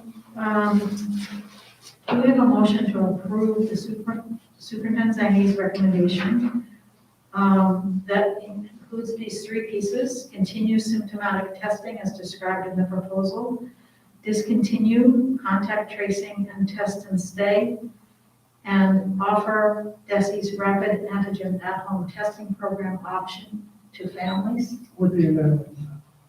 You want to make an amendment? You What was want the to- amendment? The information. One amendment is changing Monday to Wednesday, Oh, and then number two. But it's not, and then the other amendment is the the big thing on That's just a letter, that's not really, that's just a communication on your part. okay.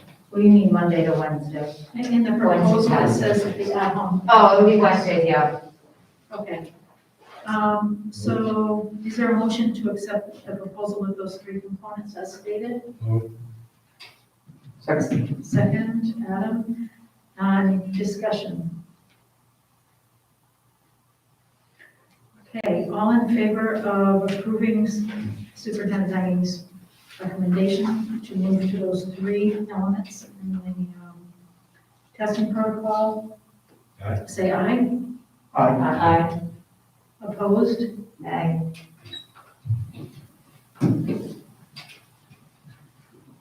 And I as well, so the ayes have it, and we will move to this protocol as described here, and Jeff will manage the communications to families.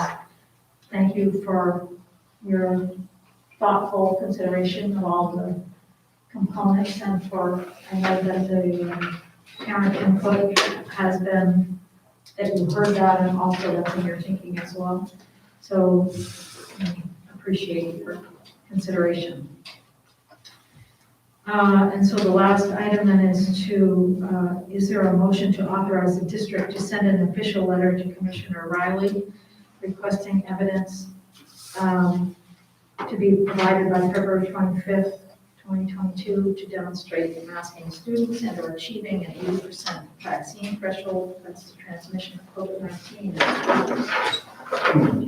Second. Second, any discussion? I'd like to change the meeting, and I'll make a motion after this. Discussion. Did you make a motion, what? I will- Give me the date or changing it. You said I could make a motion after these votes to move the discussion to 8. I'm going to do that. Well, I don't think we we can need to change change this it. letter before we change the meeting. That's my point, yeah. So do you want to entertain a motion to change the March 8th session to February 8th? I don't think that's how it necessarily works. Motion's on the table, and then moved it, seconded. It needs to be amended, someone can amend it. If what? If someone wants to amend it, they could do that. There's a motion on the table. someone- Yeah, I don't think we can amend it to a date we haven't approved. Okay. We could vote to not send a letter, Right. when we go into discussion. It could be a reasonable thing to do, given Mike's comments and some of Jeff's comments. So we could not send the letter and then talk about, as Mike suggested, earlier dates for the masking requirement. Or the same dates for the masking requirement. I do think that the information we learned from the Sandwich School Committee in particular, and some others, seeing that they sent similar letters and received a lackluster response, for lack of a better term, could change the necessity or the rationale for sending this letter in the first place, because I don't expect we're going to get an answer that is different from what those other school committees have received. Okay, so we have a motion and a second. We'll go ahead and vote on whether to send this letter, correct? All right? All right. Letter as is. As is. Okay. I'm going to vote no. All right, fine. So I understand what, all right. Okay, so are we ready to vote on this letter as is? Okay. Let's just go around and make sure I hear everybody. Julie? I'll vote no, Do not send. as is, yeah. Adam? I vote no. Megan? No. Mike? No. Lori? No. And I am also a no. Okay, so the letter does not go out now. Mike, are you looking to make a proposal for a meeting date first, I would like to move our discussion agenda item? on agenda item on the discussion on masks from March 8th to February 8th. I'd also like to have any information we could have on how masks impact teaching and learning From where? from anyone who has it. Okay, can maybe we need to From break Jeff. those two things From- apart. Let's from deal with the Jeff. date first. Move discussion of masks from March 8th, 2022 to February 8th. Is that correct? Yes. Is there a second for that motion? Second.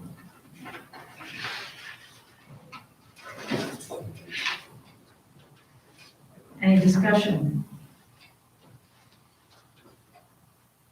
Ready to vote? Let me go around and I'll make sure to hear everybody. Julie, I'm gonna say, yes, I'm going to move the discussion to February 8th. I do, yeah. Yes, okay. Adam, I vote yes. Megan, No. Mike, Yes. Lori, Yes. and I am a no. Motion carries. I do need to look at the agenda for March 8th, because I know we have a lot of budget conversation and a few other items already on the agenda. So I'm not exactly sure how the time goes. If the meeting needs to go long because of the budget being such a central piece in February, are you going to go long on that meeting? You say nods. Yeah. As needed. Okay, all right. So I just want to be clear here, committee can review and consider. So the topic that you're saying is being moved to February 8th is to review the mask requirement? My motion. Oh, yeah, I'm sorry, reading off your letter. Is that what I you're think that's saying? actually, we're going to put on, we made a motion at the last meeting to put that on the agenda for March 8th. Mike's motion simply changes the date. Review, right, review the mask requirement. And so, I guess I want to be clear on the agenda, what we're actually doing. What does it say on March 8th? Well, all we have is Adam's language is review the mask mandate. So do you want to keep that, or are you looking to change that to review No, the no, mask? I mean, I mandate? can, the language, okay, I'm just not exactly clear what it is the committee will be doing. So the outcome. Well, no, what's the task? What's our task at the meeting? What are we actually doing? We're looking at the reentry plan and pulling out everything that says something about masks? I mean, you can write it however you like, and simply it's saying review the mask requirement and whether it's still needed in our district. Is that fair? So we're not gonna take a vote on February 8th, we're just gonna discuss it. No, I think it's a vote for that. Okay. I think it could become a vote depending on the discussion topic.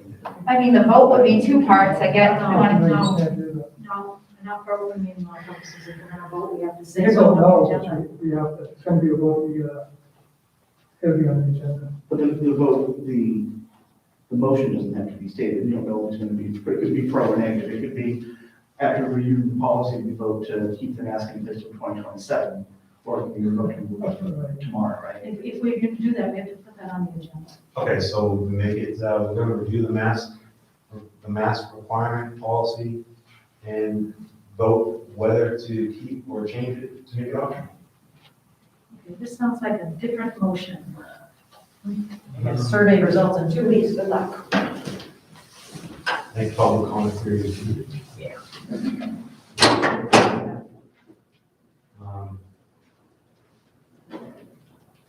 Motion is to move the discussion was to review the requirement. I think the intent of that was to have a vote on whether to keep the requirement. Whether to keep DESI's requirement in place, or whether to follow DESI's mandate, Sure. because their mandate will still be in place on February 8th. We could very well have one information that said, let me move on February 28th, right? Yeah, I mean, I guess my question is, wouldn't the district have to propose this to us? How are we just saying, okay, we're deciding, like, wouldn't Jeff have to? Policy. We cover policy. Yeah, but usually Jeff makes, I mean, Jeff recommendations is what she's. Brought the reentry plan to us, Jeff brought this new DESI thing to us. Does Jeff want to review the masks? I Does remember- Jeff want to review the mask mandate? So when I was in the policy subcommittee meeting in August, I remember discussing this with Susan.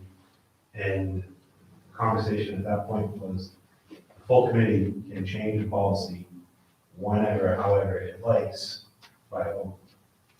So I think that's what we're talking about here.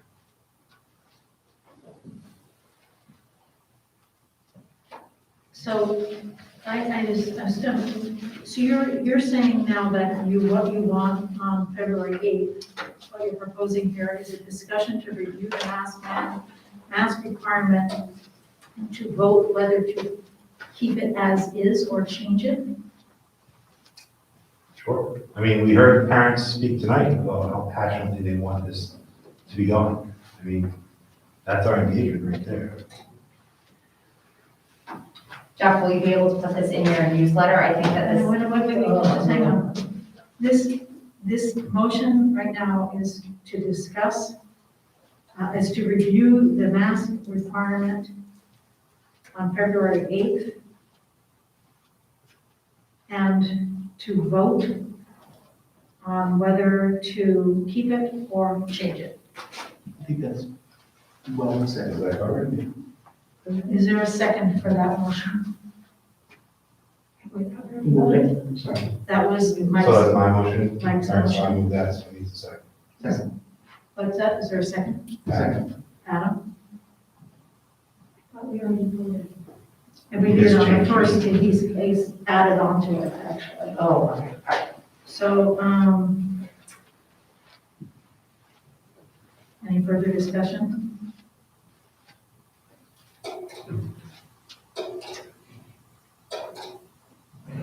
So just a point, can I just ask a question? Actually? So let's say we come to February 8th and things look horrible. We can then decide at that point that we might want to move it up a little bit later. Like we're not committing to it an all or nothing on February 8th. All or nothing. We're committing to discussing the mask requirements and Right. whether to keep them or not. Right. But what I'm saying is during that, you can also, can't you make a Yeah, we motion can to decide. extend it? Yeah, this is the way you stated it was to keep or change. Yeah. Changes to be defined. Changes, so we'll discuss that day. To change the mask mandate. To change the requirement, as I said, so the agenda is for new mask mandate, and to vote whether to keep it as is or make any changes. Mhm. That change could be anything, not necessarily, correct. I guess I'm still confused as to if Jeff and the district has a say in if we're doing this. Is the district on board with this, or is this just, it seems like the school committee right now is kind of operating in a vacuum. Again, I'm just, The school district wasn't planning to make any. is Jeff kind of, You've given the schools you've given the school district the authority to follow the DES guidance, which is what we're doing. So in effect here, what you're doing is saying that, if you make a change here, you are saying that we are no longer following the DES guidance. right, That's what you're doing. but I guess I'm asking, can we even come out and say, hey, we want to review the mask policy? Or does the district have to say, we want you to review the No, mask? you voted it, you voted it originally, Okay. before you can amend it. I think we're gonna hit as a discussion point here too, we're gonna hit a meeting problem, because, we know that the budget is already gonna take a major part of February meeting, and we know that when this is on the agenda, we will hear from many parents. I have my enrollment, unless you want me. Yeah, no, we have a number of things already on the February agenda. And we know that many parents will come. We already have 2 meetings scheduled for February, and there's February vacation week in between. So we're talking about a meeting that is probably really realistically not tenable in one sit, unless you want to cast a separate meeting. Can we just have a meeting just for the mask requirement? I think But that it'd would be, be. if you want in February, it'd be a third meeting in February. All right, I see. And it would have to be February 1st, since vacation is. Maybe next week, yeah. It would be next week. Or the last week in February? Oh, that's March 1st. I mean, after listening to the Right. parents who spoke tonight, I think we owe it to them to do it. Well, there's two parents who spoke tonight. They both had complete opposite opinions, so one wanted it and one just stormed out of here furious. So, Yeah, I took most of hers around the nurses' protocol. But yeah, either way, I mean, 50% of the parents who spoke tonight. were So- pretty passionate about it. I mean, I guess one, the question I have with the motion on the table, which is currently to reword it how you put it, Susan, whether or not we would want to consider holding a meeting on February 1st to discuss the same topic. to just do masks Yeah. on February 1st, which is a week from now, so, okay. Do you want to change that, Mike, to February 1st? Is that better for everybody?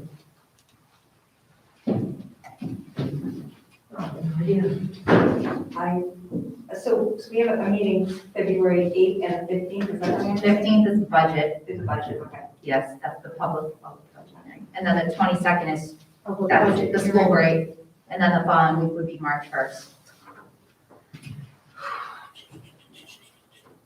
So that would mean we have meetings straight for the next 3 Tuesdays. So we essentially have three options, either create a meeting on February 1st, create a meeting on March 1st, or stick with March 8th as a date we discuss this. Because I think the February 8th agenda, rightfully Susan was like, okay, as you said, that is massive. It'll be here till midnight if we do that. Yeah, no, it just would be. And I'm open for February 1st, I think wait till March 8th, just removes more from the students than maybe. All right, so your proposal is for February 1st? If that works for everybody? I'm, So I have a question, Susan. To February 15th, I'm going into, it's a budget meeting, never mind. The public budget hearing. I just was trying to find the agenda, but then I saw their budget. this is during, let's see, we had, that's the motion. Adam, are you seconding this motion to have this meeting on February 1st? Yes. Discussion. So my discussion point is, I have no idea what the race is to this all of a sudden. It feels sloppy to me. It doesn't feel thoughtful. It feels chaotic and unplanned for such an important topic. I would not be able to support it. I agree, and I think we're talking about opening up ourselves to potential litigation and by going against DESI. Are we? We're not necessarily. Well, that's part of the I thought that was what discussion. Russ That would be We're part not of the talking- discussion on February 1st. No, I just think it's rushed, and if we are gonna, if the vote does pass, I think Jeff needs to make sure he makes note of it in his newsletter, because I think you're gonna get a lot of people that are Yeah, I mean, if the whole furious, package they didn't know about it. is gonna get communicated.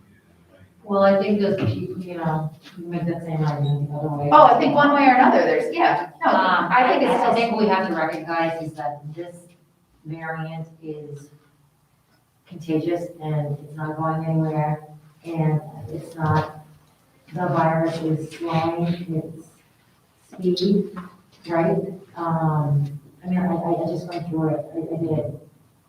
And it was, for me and for our family, we were okay. I'm not saying that to take away from people that, you know, are struggling. But I watched 2 kids this past weekend have asthma attacks at basketball games. The time has come, the landscape is different, and we have to kind of start making decisions for the health of these kids breathing with this. Oh, you think from the mask, the asthma attacks are from the mask? No, I think it's dry air, cold air outside, you add a mask on top of that, so they breathe it. So is this your argument for why February 1st is important? I can see why it's rushed, you know, I think this is a very hot topic, and I think community members will want to voice their opinion on this. Such a bummer that we already have 2 meetings scheduled for February, because this is such, can we move any of that stuff? All budget stuff is, Has to be 8th and 15th. It's So that's the only thing on that agenda is budget for the 8th and 15th. There's nothing. Well, I don't believe so, no, it's a matter of fact, the town is already, I know Berlin's Okay. already saying, school committee needs to vote on this earlier, so. Okay, so this is hard, yeah. I agree, I think that we should hear what people have to say. I'd love to do a survey before we vote on this. We're only voting to put it on the agenda and have a meeting on February 1st to discuss this. And to vote. Welcome public comment on the topic on the agenda of any meeting. So you're saying we may not vote on We anything? might vote to keep it in place as it is, we might vote. There will be a vote. There'll be a vote, It has to be Some so. kind of vote on the First. But I thought she has to put the vote in the agenda. So do we, yeah, so if we, She did. But we're not voting to take them off, is the point. It's a No, we vote. might be. Right, well, one way or another, it's a vote, but, It's a You may vote just to leave say it that. as it is or to right.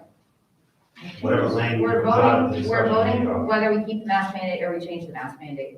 Right. Next week is what people are proposing. Yeah, I agree with Susan. I think it's just a little rush. Not yet. Any other? 2 years. I know. 3 years. I This is think, a lot of years. I feel like it might be much better received like in March, when hopefully, like, to your point, cases are down, like. Well, I think people we'll are, see. okay, yeah. How interesting people show up next week and take their opinion on it too. Personally, I don't think a week or 3 weeks or a month is gonna change anybody's opinion. Their opinion is what their opinion is. Are we ready to take a vote? Yes, yeah. Vote. Okay, the motion is to review the mask requirement on, the district's mask requirement on February 1st, an added meeting of the school committee, and to vote on whether to keep the mask requirement in place or to change it. Adam, Mike's motion, Adam is seconded. Let me go around. Julie, I'm gonna vote yes. Adam, Yes. Megan, No, Mike, Yes. Lori? Yes. And I'm a no. Our motion carries. This is a new meeting for February 1st. So Susan, just for clarity, that's the only thing that will be on the agenda. That'll be the only thing on the agenda. To my knowledge. will you be able to put this in your weekly newsletter, Jeff? Yeah, just tell me what you have a little school committee section down there, so just tell me. I'll work with Just Jeff. press it, we'll put it in, no problem. We should probably look to do it in the public room.